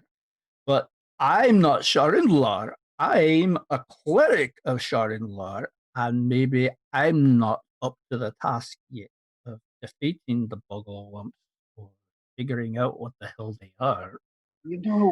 I am not a cleric. I'm not a man of faith. But if I am not mistaken, it's not up to you to defeat Bogglewomp. That's exactly what's up to me. This is exactly the thing, one thing that I'm supposed to do. That's the whole reason I'm a cleric. That's the reason she gave me her powers. You're a dwarf. You're a single dwarf. I am single. It's true. No, I don't. Wait, what? I didn't mean it that way. Thanks for reminding me. What I mean is, Sharinlar will do the work. You are the vessel, right? That's the way clericing works. She doesn't need a perfect vessel. She just needs you to believe in her and stop letting yourself get in the way, right? Isn't that the way clericing works? That's very wise. That's very wise of you. I pat his nose. That's very wise of you, Sturge. You are absolutely right. I just need to get out of her way. There it is. And let her just blow up the bogglewumps. That's what I need to do. No. You're a genius, Sturge. Thank you. And then I pass out. And he won't remember any of that. Oh. Scourge, who is stone cold sober, probably will, though. Oh my God. Well, I guess I'll record that in my journal or I'll record it in Rogar's journal. I'm going to open it up to a blank page. I'll respect his privacy, and I will write a record of that. Talked with Sturge tonight. Sturge said, and I'll just write it down, and then close it up. maybe he'll. Okay. I think we're good to go to our break, unless there's something else you want to do before that evening. The next scene will be back on the road to get to the outpost because I got an hour to get you to that outpost. And I'm going to do it. So Well, Artemisia there and is a Cecilia thing that needed needs to happen. I know. talk. Yeah. Okay. Yeah, but you have a scene you wanted to do, Artemisia? Yes. Okay. If Aaron still wants to I'm do down. that. And Okay. big reminder, awesome video coming up after the break. Yeah. Don't forget. Okay. Let's do that chat and then we'll go to our break and then there will be that cool video that you should all stick around for. So go for it, sisters. Okay. So Artemisia is going to basically tell Sarshan, stay downstairs for now, but then you can come up and sleep on our floor. And she's going to Okay. request of Ruan that like he wait a little bit because she's going to go and sort of like get ready for bed and like just girls only for now. And then he So can you come leave up the later. two elves together Yes. down in the common room. Yes. And then go. They put sit Cecilia. across from each other at the table and just stare at each other. All right. Not Go enough ahead and for do They your thing. deactivate like all good NPCs. No. Well, they have been an item in the past. So Awkward. anyway. So Artemisia is gonna be like actually like getting ready for bed and like her clothing and packing in her trunks and you know whatever. And Cecilia's gonna dump her haversack out on the bed. 'Cause somewhere in there's pajamas, I'm pretty sure. well, Artemisia Maybe. is gonna kind of like sidle over, and sort of Things apart. be like, oh, here, let me like help you repack, because like you know you can fit more in if it's and then it doesn't wrinkle. I don't know. I can like, crush things really tight if I just smash them in. you look even better with unwrinkled clothes. So while she's sort of like half absently like trying to like pack stuff and fold it and whatever, she's gonna ask Cecilia, so I know you had like you like talked to Ruan a little bit, and I wondered if you had a sense if I asked him about our mother if he would like talk about her, or is he more like you where you don't want to talk about like anything in your past? So he'll talk about her, but he definitely has a different experience of her. He has very nice things to say. So I told him to shove it. Because I don't know. All these stories about like, oh, you were cute when you were a baby. Like, that doesn't change the fact that she kind of just dumped me. And I have to assume it's going to be the same way. oh, he was well, I guess he would have been because he was with our mother. So, but and Oh, yeah. you, what Apparently about he changed my me? swaddling and stuff. Apparently Yeah. I would like turn into a wolf and jump out of my blankets. I don't know how you can just have that be a thing and nobody tells you. I don't think I did it ever since. I definitely don't know how to do it now. I guess we got wolf lessons in the future. well, but not me. I didn't. Are you too fancy to be a wolf? Is that what this is? Well, I mean, I Such a can't. yeah. I mean, What do you mean you can't? well, it just doesn't make sense. Because you're too fancy? What? Well, because I mean, well, what about the scales that and my So my you're from- extra.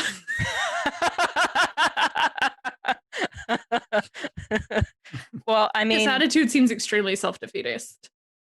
There's all kinds of things you can do that you didn't think you could do. oh, well, I mean, I could ask Ruan if I turned into a wolf as a baby too. There you go. And then we'll both figure out how in the world you forget something like that. Yeah, I think our mother got rid of me earlier than she did you. I don't know. Oh, you don't remember her? I kind of remember her. It's like a vague feeling, like a ghost. You remember our mother? Just kind of like, Oh, I don't know. You know how when you think about when you're a little kid and it feels almost like it's a weird dream you had, like that. I Yeah. remember the forest. I remember it being cold. And I remember her face when she took me to running to where I lived and left. Oh, I'm sorry. It's just my father and Marcelea that I remember. So, but I'm anyway, real sorry you there's a- remember Marcelea, but So, while she's been like on autopilot packing, she's got a letter in her hands, and she looks down at it like, just what is this? And then she sees her own name, and what? Oh, and then What it's is part of that? the address, and like now she's reading. So she like snatch it back and be like, "What are you doing? Where did you get this?" it was in your stuff. You Okay, apparently I'm really good at cramming a lot of stuff in a bag, huh? it had my name. I Oh guess God, in the there's address. 2 of them. Yeah, they get lost if you just say Briar House, but if I tell them you live there, it seems to work. Can I see that letter again? No, why? You Well, don't. it said something about you need to talk about something. Okay, wait, no, I'm gonna read my letter first. Because I don't think she's read this. I think it just kind of got stuck in her clothes. So she's gonna sort of skim it real quick, and then and people who are watching, you can read the letter on dungeonscrawlers.com. I just be like, it's like she's a little stumbling for a plausible lie here. Like, no, it's this guy that I met while I was gone, and he was just suggesting things to help me sleep. Well, okay. She is not holding that letter very tight right now. If you want to snatch it back, I'm just saying. Snatching. She's gonna like go over to the other side of the room and like try to speed read Where do you step up? It's okay. That was a very subtle one. Well, all right. So now she's finished reading. She's gonna give it back. I'm sorry. I just it sounds like your friend is worried about you, and now I'm worried about you. Well, all right. But do like he says and talk to him. I might as well tell you, like, I don't sleep great. I might have nightmares. I don't scream so much anymore, so there's that. Well, we should definitely go get that tea and stuff that he was talking about. Like, I'll come with you, and that can I write to him? I'll write to him and I'll tell him that I'm gonna be careful about the dose, and like he doesn't need to worry. Artemisia. He seems like a nice guy. What? Is this because you noticed some things about, say, the fact that his name starts with an LORD? Just checking here. Well, connections are important. Well, he's a friend of yours. That's all. He seems very refined in how he writes. She all baffled. Cecilia has a friend with this very nice penmanship. Exactly. I don't understand. He's not flirting with you, right? Like, because he mentions that he's not married. So that is not how our relationship works at all. Oh. There are just people that go through stuff with, and then you have a bond. I think he's incredibly stuffy. Oh, is he handsome? He lives on the other end of the world, Artemisia. If I tell you he's an extremely handsome half elf, I think that's just going to make you sad. Actually, no. What? Great, just lighting build. Like, yes. Yes, he is very handsome. Very, very handsome and dashing. Oh, We should go to Waterdeep, and I should introduce you. Because, like, he says he's single and he's ready to mingle, or his sisters are real ready for him to mingle anyway. I'd like to meet him. That would, but But meanwhile, I could write to him, right? Okay. I'm a little like you're not my terrible mother. How about I will write to him and I will tell him you want to write to him and we will see how that works out. Is that how you people do this thing? Yes. Okay, I feel better about that. Yes, you introduce us, and then it's all above board. It's extremely complicated, but if you say so. This is like one of those Victorian romances. Apparently. Except it's Forgotten Realms, so the boinking will happen much earlier. Yeah. This is a romance where, well, he does live in Waterdeep, so you work with what you got. Technically, he Badly travels. So. done, Emma. Badly done. Yeah. Yeah. While Artemisia is, I don't know what you're doing right now. If you're going to get Ruan and Sarshan or something. Well, she's once she's got her stuff organized, she's going to take her notebook and like it seems like she's jotting down like his name and like if she knows people he knows and like if we would have heard of Drawing Marcelia. hearts around your initials. No. Networking. If I catch you writing like Lady Artemisia Amakyle, I swear to God. But she's involved in her own stuff, so you can do your own thing. There's a second letter jammed in my laundry. I am gonna fish it out and pull off the seal and open it and read it and curse inside my head. Then I'm gonna fold it up and Is that a good note to end on? I think probably it is. That's So what yeah, I'm we'll go to our break and we'll be down for a few minutes and then we're going to come back with a special song. So I think Aaron can tell us a little bit about.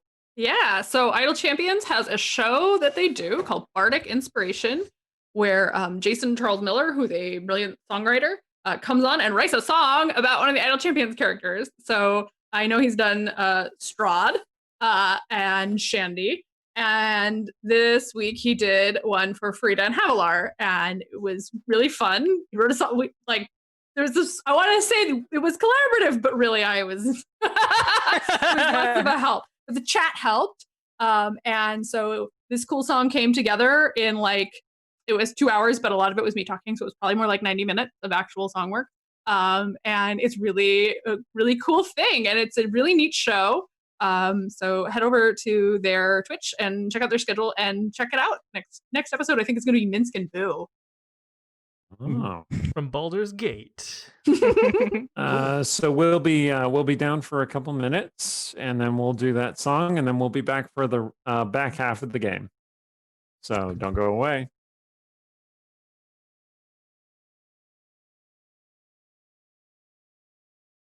And I met the devil. It was a cold and stormy day. I was slightly disheveled, but I felt a spark there anyway. It taught me Eldritch Blast, and I was sure this love would last. They all told me no. He's the devil that I know.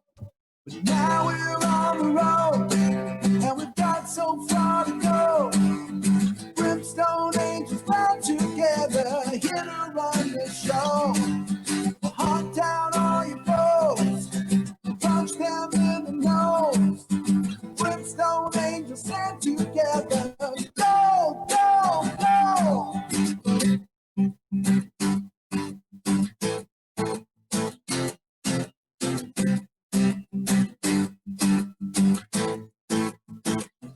Summon the devil. It was such a boring day. He wasn't that special. I was glad to walk away. When we got kicked out, you needed me to bail you out. I raised my blade and sent devils to their grave. But now we're on the road, and we got so far to go. Brimstone angels fly together, here to run the show. We'll hunt down all your foes, punch them in the nose. Brimstone angels stand together, go,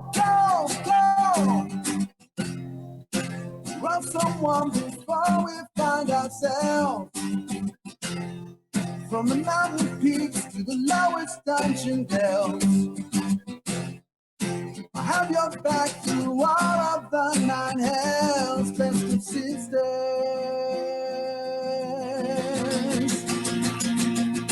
But now we're on the road, and we've got so far to go. Brimstone angels bound together, here to run the show. We'll hunt down all your foes, punch them in the nose. Brimstone angels stand together, go, go, go.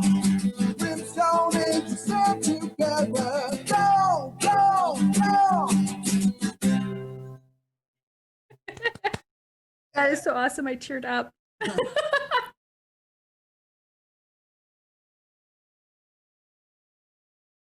Thank you, Aaron. Good job. Good job. I feel like I don't get any credit for that. That was all Jason. But it was Well, good stuff. Well, your reaction Very made exciting. that was adorable. I'm glad it happened. Thank you, audience. I'm glad that you're still here with us. Anyway, we're here for the second half of the game, which sees the Irregulars back on the road. So they're headed to the south of the Giants Run Mountains. As you can see, Caliph is back with us. She seems to have Yay! recovered from her night in away from prying eyes. She's done sulking now. Are you still wearing a cloak to hide your wings, or At are least they until, out? At least until we're out of town, Okay. because everyone else here has seen them already. So no point hiding it from you guys anymore. Stong is obviously a bit sore, but otherwise in good spirits.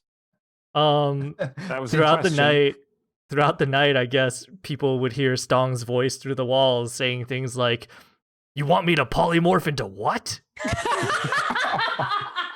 You want me to animate objects what?" I And can then- only animate so many objects at a time. Yeah. Oh, I could do that. Oh, okay. So Is Mirabelle wearing her pretty dress? Mirabelle is Oh. wearing her pretty dress, which she found adorable and is very happy. Yeah, we were babysitting her, so you can dress her in Ooh. whatever you want. Yeah, but she could like do the starfish thing where like the arms won't go in it if she didn't Oh, want I'm pretty sure I could get clothes on her. it. It's I'm picturing this like pink frilly dress that she's wearing. Stong's still dressed in the blankets. Oh well, but Artemisia, she also got him some new clothing. If he wants That's to wear it. right. Okay, so Artemisia got Stong a set of clothing, which is a little bit small for him because he's a big guy. But I mean, it's still wearable. You're just kind of You've got a belly shirt. bursting at the seams a little bit, Oh. like usual. Okay, so am I showing like a little muffin top or something? Like A little bit, yeah. Okay, all right. Well, he doesn't have to wear it. Artemisia won't be. No, I will wear Okay. it. You know fashion, my friend, and I trust you. Oh no. So if I'm muffin topping, it's not my fault. You're all on the road. Welcome to 2004. All right, so Narcy has pointed out that it's probably a good idea to send scouts ahead because now that we're past the trade road, it's a little more dangerous. We don't have to worry about bandits, but now we have to worry about roving monsters. Who's got a good perception? it's always something. Ruan says, I suppose I do. He looks wanly at Rogar and then he looks back at you and he says, I can also turn into an eagle. And Sarshan says, handy. well, I can turn into a wolf. You're very special, Sarge. Although in this company, maybe not. I don't know. Rogar's avoiding Ruan's. Rogar, you notice everything. You should go. Poor Oh Rogue. my god. And Ruan man. says, no, that's okay. I'm sure Sarshan and I can handle it. And Sarshan says, what? Like I want to go anywhere with you. And Ruan says, well, why wouldn't you? I will be an eagle and you will be a wolf and it will be fine. And Sarshan says, well, all right then. Can we get Sturge to go? Sturge's perception is pretty high, isn't it? They turn into their respective you're muted. animals and run off. Well, Ruan flies off. Zarshan bounds off. They seem to be engaged in some kind of competition to see who can find danger first. I'll stay with us so that there's someone perceptive in case all our scouts. You want to go with them? The drama twins? I don't. All right, you're staying with the group, is what you're saying. Okay. But you're keeping an eye out. All right, I'm going to need you to make an active perception check, please. Okay. Would the survival skill help at all here? Not in this case. Oh, wait. It would be a lot easier for me to be a good guide and scout if you all would stop singing. I can't hear a damn thing. I only rolled a 13. No. Narcy has been finding you like berries and fresh water and game to snack on while you're traveling because she's a Just ranger and rangers munching on are a important. rabbit. Well, the survival skill could also do that. True. At one Sorry, point, she I'm comes up to anti-ranger. Stong. At one point, she comes up to Stong and just grabs his shirt and says, "Let me have this." No, that was Yang Yang talking, not Stong. That was Yang Yang. Take this away No, from that me. was, that was Yang Okay. Yang. Yeah. Your entire class devalued by others. Yeah. I sort of love the idea, and I don't think you should do this, but I enjoy the idea that Stong like loves everyone and wants to make their lives as good as possible, except effing rangers. Out of curiosity, if you rolled a survival skill right now, what would you get? Something amazing, I'm sure. All right, let's see. Go ahead and make a roll. But okay, I'm not upstaging her. It would have been a 24. Wow. I could have found some berries. Don't have to be a ranger, All right, folks. with your 24, you have noticed a faint vibration in the ground. Like everything seems to be shaking slightly. Oh. I motion my friend Sturge over, and also the ranger, Narcy. You two seem to have really good perception. Is the ground shaking unnaturally? No, she says, "Yeah, I do feel that. What could that be?" It was about this. Probably a giant. Guessing. Just guessing. The giants run mountains. The giants that we were repeatedly warned about. Are Wow. you saying that the that one of those giant ales has got you down? The giant's grog, maybe? I told you not to drink that. And it is at that point that the ground amongst you bursts forth, and a gray-skinned, for lack of a better term, shark appears out of the ground, The bullet. and its jaws come for Stong. Oh no. I'm gonna need everyone Son to roll of a- initiative, please. I knew it was gonna be a bullet before you said anything. Oh, a land shark. Good job, Emily. Good job. Emily, do you need to say your thing? About wizards? Yeah. Disclaimer. Oh, I right. don't want you to get in trouble. Hold on. What was it? All thoughts and opinions expressed in the stream are my own and do not reference Wizards of the Coast. There we go. There we Thank go. you, Land Emily shark. Tang. Right. Stong. Everything's on 23. 23.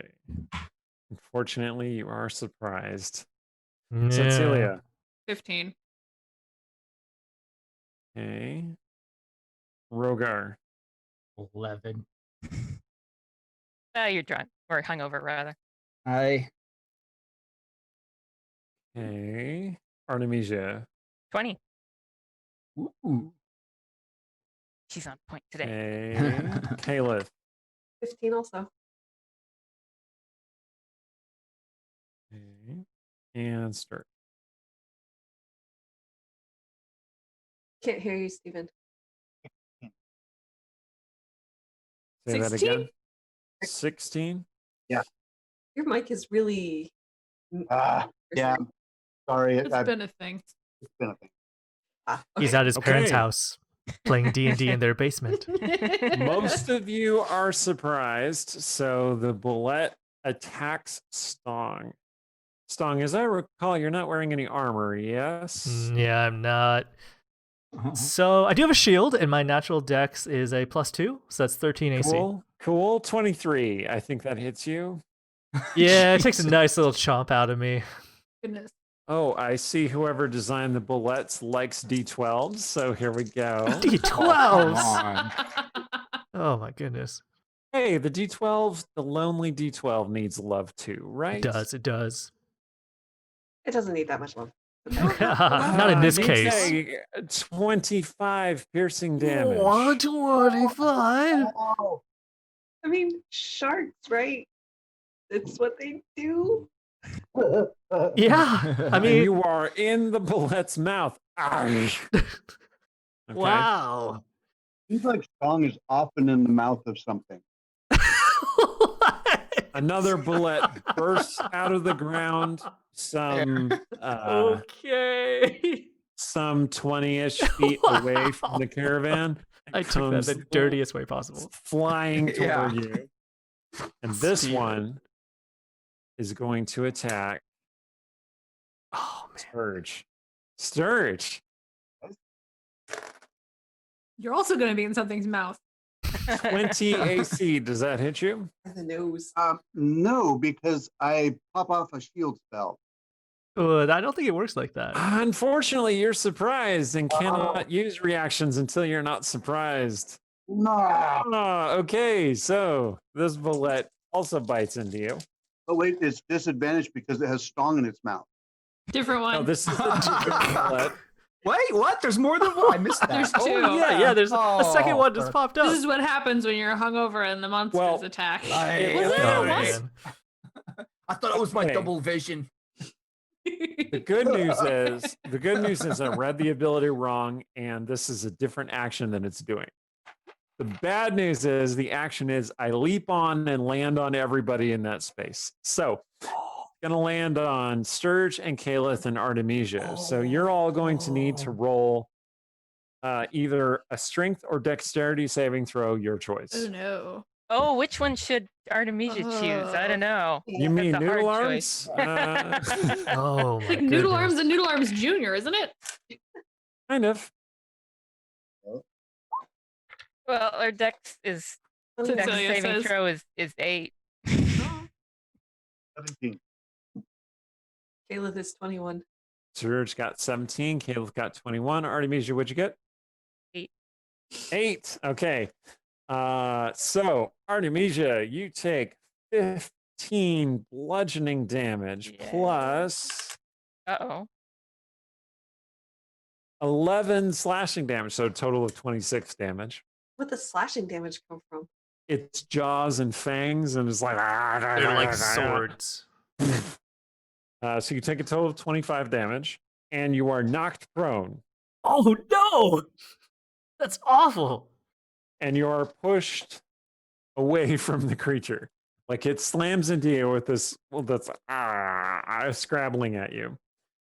You others who succeeded on your saves, you only take 12 points of damage, some of which is bludgeoning, some of which is slashing. And you are not knocked prone. You are pushed out to the side. So you mostly dodged out of the way. Narcy goes, land sharks, as another one comes leaping out. Another one? Yeah, third one. Get out of the land.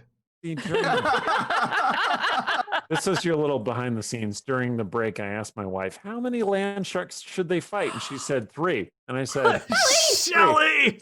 and she said, is that a lot? And I'm like, no, that's not. She's like, okay, 22. And I'm like, wait, that's a lot. That's quite a few land sharks. So this land shark is lunging towards Stong and Cecilia and Rogar and Narcy.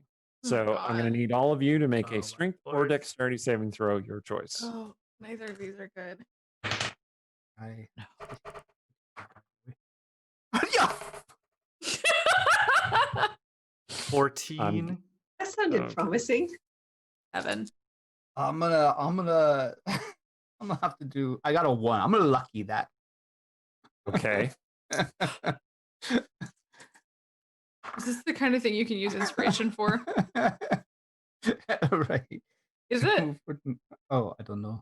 Everyone in the chat who was like, I heard the Tremors theme. Oh, Yeah. man. We're 6 degrees of Kevin Bacon. All right, so that's 14.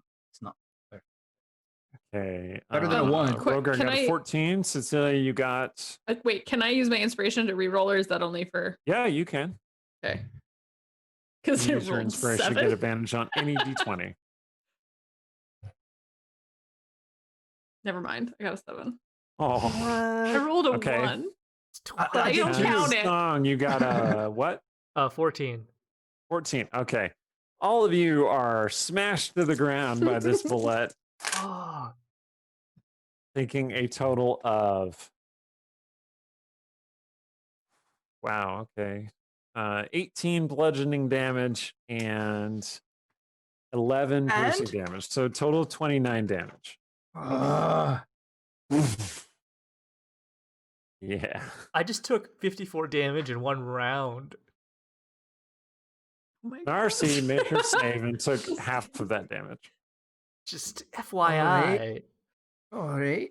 Yeah, the bullet that jumped out and bit Stong has smashed the wagon out of the way. It goes tumbling aside.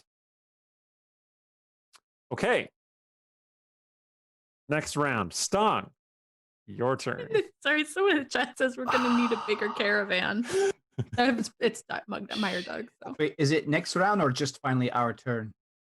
It's the next. Okay. I think it's the next round. Oh, okay. I never got to move. Yeah, because we got surprised. So I think Stong's gonna have to. Interesting. Is anybody in dire danger? Like he peeks around real quick. Is somebody like really hurt? Bleeding. I think out? you, man. I think you're the one who's really hurt. I think that's probably true. So Stong is gonna cast greater. No, Stong is definitely gonna polymorph himself. Let's do it. Do it. Do nom, it. nom, Do it. nom, nom, nom. Yeah. Okay. Can you So- make yourself a bigger Morph into a bullet? bullet. I wish I could. That would be Well, so you awesome. now seen a bullet. I'm just saying. Are they on the list? Well, they're monstrosities. So if your spell allows you to turn into a monstrosity, Nah, beasts only. I mean, I would love to, but I think in this case, it's gonna have to be a giant ape again. So he's gonna like, so when he was attacked that first time, his first like inkling was to like hold Mirabelle up and then like toss her, and then her baby Bjorn like takes her to safety. And now he's going to like put yes, his Mirabelle vanishes into the shadows in her baby Bjorn and is completely safe from damage. and now he's going to take the one that's like bitten him and like put 2 hands on its jaws and then like turn into a giant ape. Okay. Stong goes Donkey Stong. Yes. Okay. Stong. Artemisia. Hmm. So you are flat on your back, having been knocked over by this bullet, Mhm. which is riding itself so that it can act further. Okay, so can I cast spells prone? Sure. All right. So if I'm casting in a line upwards into it, then would I just hit it and then the spell just goes harmlessly beyond it? Yeah. Or am I you can do that. endangering other people? You can do that. If you want to just hit one bullet, you can hit it with your lightning bolt. Mhm. Yes. The Okay. one that is nearest that just like crushed me, that is the one I'm hitting.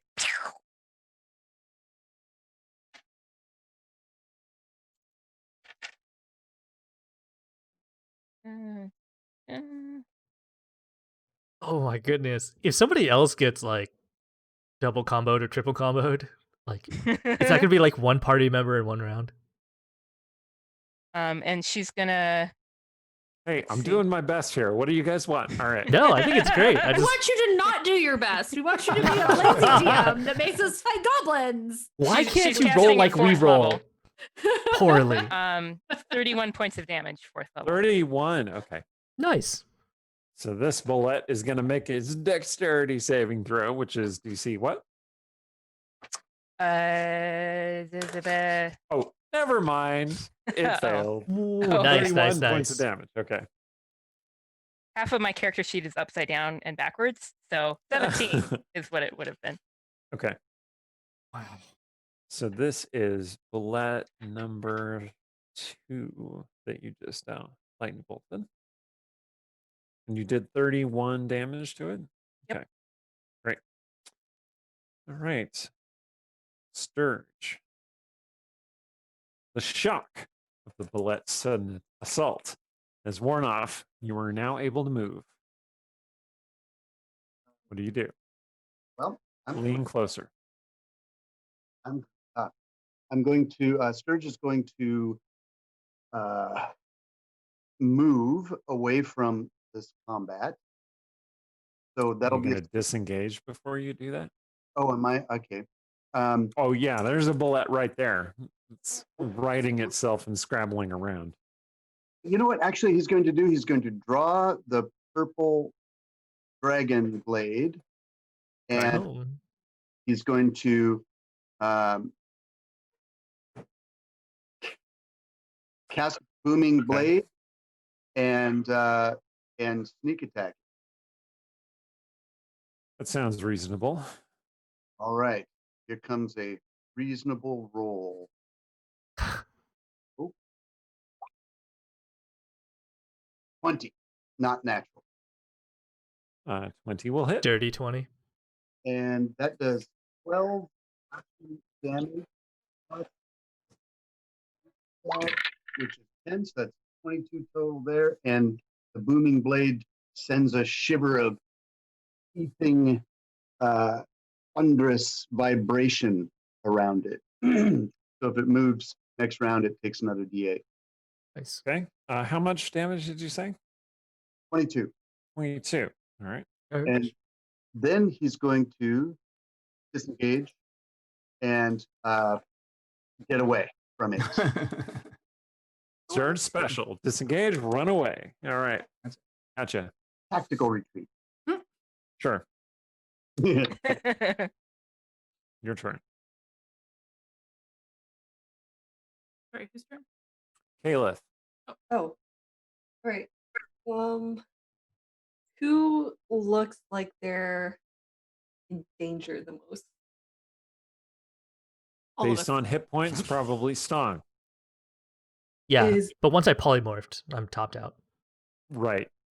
So probably not Stong at this point. Probably Artemisia. Oh, how far does she look like she's You're been- all kind of in group together. okay? She's not half down yet. Whichever one is closest to Artemisia, Kayla's going to blight them at 5th Ooh. level. Okay. Ooh. The one that Artemisia attacked, perhaps. Crispy. Okay. So that provokes a saving throw from it, right? Name them? Yeah. What kind of saving throw and what's the DC? Constitution 16. No, do name them. Okay. It did not make it save. Nice. So you send out this chilling blast of dark energy. That feels like 98 worth of damage. What? said 98? D8, not 98, right? 98. Okay, go ahead and roll. Tell me what we got. Wow. I mean, that is enough dice to technically kill it in just this one blast, but we'll see. Holy cow. Just got to roll really well to kill it in one blast. Mm. After it took the lightning bolt. 37. 37. All right, that does not kill it in one blast. But you see it kind of shrivels as the moisture is leached from its body. Oh my gosh. Can I target specific parts of his body? Not technically, but what do you want to do? I want to target its mouth to make its gums shrivel up so the teeth Its fall out. gums shrivel up like it hasn't been Ew. flossing. Oh. Okay. And its fangs look longer and more terrifying now. Oh, that didn't work. Because Well, maybe if it bites somebody, they'll like pull out. All right, Cecilia. your flesh. Okay, I have a question, which I am assuming Cecilia would know instinctively. But watching everybody battle, would it be handy to deal with these more like one at a time, or does everybody kind of feel like they're doing their thing? Well, people are mostly targeting one particular bullet, the one that Artemisia blasted with a lightning bolt. Crispy. Everybody's hitting Crispy. Okay, So far. Finish him. then I'm gonna banish the other two, and we'll finish Crispy, and we won't have to worry about those. Oh, nice. And then we have Oh, all right. So I cast Banish at 5th. That means I can hit 2 of them. And they have to make Okay. a charisma, assuming they're within 60 feet. Charisma saving throw. They have to have a What? charisma saving throw of 18. Just out of Bullet's curiosity. weakness. Yeah, how charismatic are they? I'm just. That's a curious. wonderful They have a question. charisma of 5. All Oh, right. excellent. Uh, Bravo. Wow, they both vanished. Sucked away Yeah. to a side dimension. Okay. Nice. and Terror. I'm holding this and I'm like, guys, you got about a minute or a song or whatever we count time in. Okay. So Hudson Hawkett. I will not describe your spell for you, but I suddenly had this Death Stranding flashback. like tendrils reached out from them and pulled them into some other demiplane, and now they're just gone. I like it. Yeah, to be fair, I Cool. don't know where they are. So let's all hope real hard that it's not in Briar House. Ooh. Because I have absolutely no control of whatever they're doing. But take this one out. They're probably biting things. So Cecilia goes full BTE, and then it is Narcy's turn. Okay. So Narcy, quite impressed by this awesome banishment that Cecilia has just done, pulls out her twin hand axes and hacks at the wounded bullet. Finish Here we him. go. And all right, so that's okay. Unfortunately, her axes just kind of bounce off of its very thick carapace. Oh. But she also shouts, "Go for the eyes, Badger! Go for the eyes!" And Badger, her dire weasel, leaps at the bullet's face. But unfortunately, he bounces off and does not actually injure the creature because Rangers suck. Okay, Good job, Ranger. It is the bullet's turn. I don't hate Rangers that much. I'm mostly just playing it It up. turns its Mostly. fury on.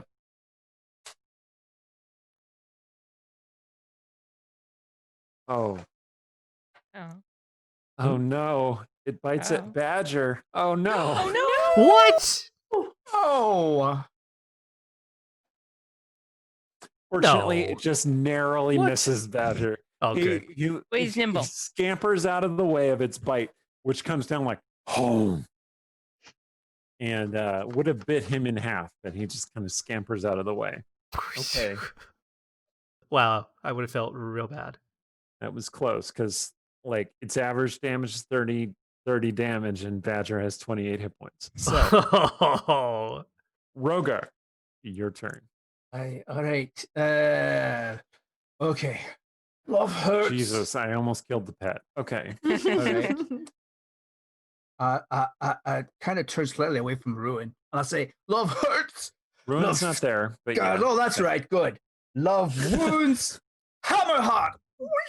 And I summon my spiritual weapon which kind of flickers for a little bit, but then comes into solid view of a hammer with a spectral hammer with the head shaped like a heart, and I bring it down on the bastard's head, pointy side down. Pointy side down. Pointy side down. That's 19. Nice. That hits it. All right, that's 2 8 4. I cast it at level 4, so it's I want to tilt the camera down and show you. I literally got an 8 and a 7, so 8 and 7, so 15 plus 4, 19 points with the hammer. Nice. That struck it a resounding blow, and the creature goes "Roar," like it did not expect this much opposition. Now I feel bad And it's for still it. standing. It is still standing. And then I follow shakily. that up with a cantrip. I follow up with the sacred flame, and I'll say, I'll burn the evil right out of you, you wee bastard. And so he does a dex save. Dexterity and bullet strength. Fine, whatever. What's its DC in this case? Will save DC is 16. Okay, it did not make it safe. Nice. Oh yeah. So that's an additional 11 points of just combo You fire. put a blast of golden energy right through the bullet, and it Right. falls to the ground, unmoving. Yeah. What Okay. is- Team question. Well, just I channel through me. Now That's- Cecilia is holding. I can Like- drop this. Your hands are raised, and there are these. Technically, if I understand how this works right, if we can move real fast and I drop it, they'll drop here and we won't be here. But I don't know how far we can get really quick. What's the range of your Find spell? out. What's the what? What's the range Of of the your spell? range is 60 feet, but they're in another plane. So what does that mean? There are like these faint tendrils of power assume that was extending for- from her arms. The initial banishment. Right. Well, you're still kind of connected to them. Like your spell Mm. is still connected to them, right? Mm. If someone were able to see into that demiplane, they'd see these, like almost vein-like tendrils of power connecting to these creatures. And you can feel them. Like you have the connection and the concentration down. You can concentrate with no problem. Can- And you can move away. Everybody you get can in leave the position area. then. Can you drop just one of them? I don't think I can. It's So you when have to drop both? the spell ends. So I presume that means Hmm. it's both or none. As So then far we're as you already in understand it, action. Are there- just, like, Are there like trees we could go? You're mostly in These are like in bears. kind of plain area. You're skirting the mountains. There are mountains rising up around you, though. They're very rocky. Is it possible a bullet can't chew through granite? They I do don't look know. very rocky. Yeah. To get up on the rocks and slow them down? So Narcy is looking at the knocked over wagon, and she's like, "Okay, get on a horse, and we're gonna run for it." I don't think that's a terrible idea. She hops up on the badger, who is happy to be alive, and they go just galloping off toward the mountain. All right. Okay. Well, Plan. our ranger's going. We Yeah, We just We're watch her lost. right away. He's gonna leave and we'll be lost out here. Yeah, I kind of feel like we should take care of them because they might attack other people that come back, such as like Ruan and Sarshan. But we could well, leave. Ruan and Sarshan are going to be following us, aren't they? So So Cecilia, you're concentrating on the spell, and I there's a am. certain amount of strain just that goes into it. Yeah, I buy that. So if somebody wants to help you climb up onto a horse or carry That would be you handy. or something Both like of that, these things would be handy. It would Giant not punch a leap. person. scoop her up. Okay, okay. I do it. What do I All need to right, roll? Stong scoops up Cecilia. Nothing. You have a strength of 20. You're fine. Okay. Excellent. Do you want to just run for it? Do you want to try and get on one of those horses? Like, Giant ape on a Narcy's horse. wagon is destroyed. You just have a few horses and the supplies that were attached to those horses. Oh, that's not good for Robert. Unless you want to try alright. and recover supplies from the knocked over wagon. We can come back later if they don't like queue it up while we're gone. No. We're sit out TikTok, here. TikTok. Back up and Right, Well, it's not, Caleb yeah, is- somebody put Caleb is Rogar on a on horse and because. start riding away. There is essentially a horse for each of you. Oh, okay. Can I get a hand Stong? Sorry. Yeah, definitely. So I take my other hand and I like help Rogar up. This is so embarrassing. All right. Oh, all right. On top of the horse. Here we go. Okay. Dwarves weren't made for horses, so I'm going to need Rogar to make a dexterity check. Oh, not bad. 16. All right, you managed to hold on, like as the horse goes galloping toward the mountain. How strong legs. I assume the others of you grabbed a horse and you are riding off in that direction. Yeah. Yes. Yep. Okay. I think I'll stay Cecilia, polymorphed and run. Okay, so this giant ape is carrying Cecilia. Cecilia, I look for the your, tallest building in the horizon. Sorry. the space between your nose and your lip feels wet, and you realize that there's a small trickle of blood coming out of your nose as you're maintaining the spell. This concentration. This is the most powerful spell you have cast ever in the campaign, I think. Possibly. So you're Hmm. not entirely sure of how it's all going to work, but you're able to maintain your concentration as long as nobody bothers you or jostles you, which is odd because you're being King Konged toward the mountain. Well, it's like, I hold a palm like this as I run. How big are you? Huge. He's a giant ape is a huge sized creature. It's right? a huge beast, yeah. Yeah. Wow. So he's at least 15 feet tall, 20 feet tall. He's big. I was he's picturing King this Kong very size. wrong. All right. Okay. So it takes you more than a minute to get to the mountain, and because that's how long the The concentration can spells a last, minute, right? yeah. So ultimately, you lose control of the spell, and it unravels. The creatures reappear. You can see them because they're very large, gray, glinting in the afternoon light, and they appear and they kind of roll around in that space like we were just in a battle. And then one of them starts tearing ass after you, Oh. and the other one Oh, jumps God. on your supplies and just starts destroying them. That's a smart one. Do you keep fleeing toward the mountain? How fast do bullets go? That's a good 40 question. feet. How fast do horses run? Ooh, that's a good question. We are on horses. A little bit Or more giant than ape. that. So you can escape them. Can I Sure. shoot? Can I shoot off some spells while Stong carrying me? Sure. Make Sure. an attack roll with just make an attack roll.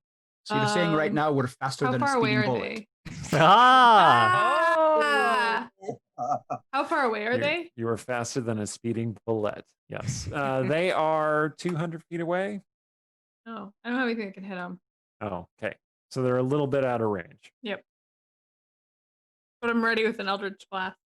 Okay. If I do enemies abound, will they attack each other? Or they just attack us? You're not sure. Yeah, that's not something I necessarily want to test. Especially if one of them's not coming close. Okay, let's. only I'm it's just gonna 120 look up feet. the horses real fast just to make sure I understand this correctly. Why is horse not listed? You'd think there would be a listing. Fine, whatever. Okay, wizards. I can look up different things. Okay, their speed is 60. So yeah, the horses can outdistance Nice. the bullet. What's Stong's speed? Are you on a horse? How are you on a? You couldn't be on a horse. No. No, Yeah, just but the fucking- giant ape speed is 40 and I can keep it up for Okay. 1 hour. Okay. So we can at least keep pace. So yeah, the giant ape kind of slows behind everyone else, and then the bullet is starting to gain on you when you end up on the mountain and you leap over onto a big rock. And there's this boom, and kind of it shakes. And then another boom onto the rock, and it shakes again. But the bullet doesn't seem to be able to chase you onto the hard ground because Tremors logic wins. So you have escaped the bullet, and you are now on the kind of like lower foothills of the mountains. And you can see not too far in the distance to the southwest the wall of a outpost of some kind. Is that where we're heading? And Narcy comes up on Badger. It looks not entirely ridiculous that she's riding this dire weasel, but that's only because it's Narcy and she looks adorable, whatever she's doing. And she kind of reins up and she says, there we are. That's our destination. All right. So good. Oh, good. Yeah. Good. Galeth, if we're gonna compensate Narcy for her wagon, we're gonna need some of your dad's jewels again. Just saying. Are there any more? I'm going to assume that the We jewels already are on paid my her person. over the wagon. For the because it's getting crunched a bit. Sure. What is the? Does she Narcy have says, well, insurance? if you look at my contract, you'll see that damages to my train are covered by you, not by me. Let's get to security first before we discuss the details. Do you have any way to like tell Sarshan and Ruan to come this way? I could send them. Sending. That's a really good point, Narcy says. You hear a shout over the space, which sounds like the elven equivalent of "what the." Are they down there fighting the bullets, or are they? Then you hear an eagle shrieking. Listen, if I'm gonna say it wrong, I'm gonna say it wrong. Narcy says, well, they can probably handle themselves, right? You don't seem to be in any state to go back and fight those things. I mean, I think we could. Some of us. I mean, as long as we could like stand on the rock and like use distance spells. So Stong is gonna hold Cecilia up, kind of like in the Lion King, and then let her like peer down over to the rock to see if she could like see anything. Oh, I thought you were using her as bait. No. Caleb. We don't want to die. Caleb, you polymorph. That could be your move, you know. So how long do you look and wait? Because they're outside your range. You can kind of see some movement in the distance. I can't see them. I feel like we might need to go back. I mean, if we can hear the eagle calls, can we just caw back at them? Hear that? Stong, do you want to cast your sending spell? You'd have to turn back into yourself to do that, though. Okay. All right. I release polymorph. The ape can't. Oh, I put Cecilia down. Then I release polymorph. Thank you. I appreciate that. You're welcome. All right. You cast your sending. All right. What message do you want to send and to whom? I'd like to send it to Sarshan. I think Stong knows Sarshan slightly better than Ruan. And he basically says, we are all safe. Please escape if you can. Up the mountain. Up the mountain. We are up the mountain with Narcy. The cart is wrecked. The payment is up to you. No, he wouldn't say that. Yeah, then he just ended there. Yeah, leave it behind. All right. You get back a response that says, now you tell me. I am coming soon. As soon as I can, I will be there soon. And Soon, very soon, soon, Oh, soon. the- So after a few minutes, you see this eagle, a very large eagle, carrying a wolf in its talons, Nice. He loves that. Nice. flying toward you. Struggling wolf. Oh man. The wolf turns back into Sarshan once they land, and the eagle turns back into Ruan. Ruan seems fine, maybe a little bit muffed, like his hair is kind of like messed up. Oh, he's so cute. Sarshan seems to be very bloody and beat up, like obviously a bullet bit him on the shoulder, Ooh. and like there's blood leaking down over him. He's like, good. I'm so glad you're all right. Me too, Ah. buddy. Me too. All right, let's get both of you into the temple. Okay. Falls to the side. I can do a mask cure wounds. I haven't got to use that one. Ooh. Ooh. Everybody's Do busting out their new it. spells. Oh, I should have done a good description about that showing up. Next time. You do it, Rogar. Do a good description about the spell you suddenly have. Well, and while Rogar's doing the casting of it, Artemisia's going to go and like fuss over Sarshan. Like, obviously, she can't do anything like real, but she's going to try to like, kind of put pressure on the bloody wounds a little bit or something. Is there anyone So you, in our you group? press some cloth into his wound. Yeah. He's like, oh yes, thank you. That's probably Imagine. important. So is there anyone in our group who isn't injured or isn't seriously injured? I think We're all everyone's fairly taken some damage. To some degree. A decent Okay. amount of damage, in fact. All right. All right. Except for So- Ruan, but who to be seems fair- to be yeah. largely okay. Well, Stong and Sarshan are the ones. I think the ones who are bleeding up the most. all right. Bleeding a lot. Artemisia's coat is probably like, oh god, yet another coat lost to adventuring. Sarshan I says, less but expensive coats. Artemisia, you only have so many coats that you brought from the darkness. I mean, did we just Alright, lose all so- of them? So I was like, oh, I said, I can start to cure wounds. So I go over to whoever looks worse, probably. Well, Stong kind of recovered, right? But who looks the worst? Who's No, he recovered not when he was a recovered. giant ape. Sarshan No, looks he's pretty not. bad. okay? So I'll go over to Sarshan. Stong also looks pretty bad, All right. right? Just do both of us. Okay. I think I can get both. All right. Well, I'll just start to cure.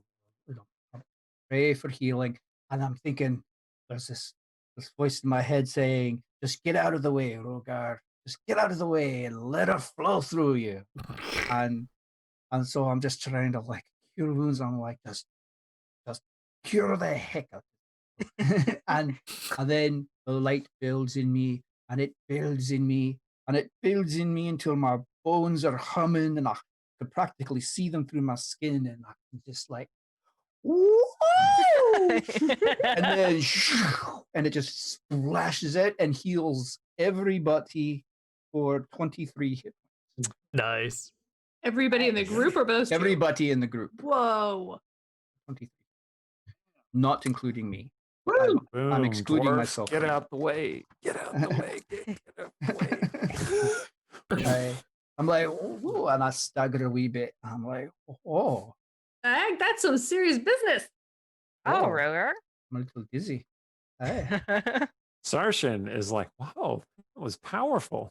Didn't know you had that in you, Rogar. Neither did I. Ruin, okay. Who has a really high passive perception other than Rogar? 16 or higher. Mm-mm. Nope. Sturge does, right? Sturge, you notice Ruin looking at Rogar like, aw, that's amazing. I look at But Rogar. he doesn't say anything. He's just looking at him with this like, aw, like, oh, I love that dwarf sort of look. Oh, Bet he Hmm. enjoyed that description of him casting the spell. I noticed this guy moping around yesterday in the bar when Rogar was gone, didn't I? You did. Yeah. What I try to look and see what if Rogar is aware of the guy looking at him or if he's not. Nope.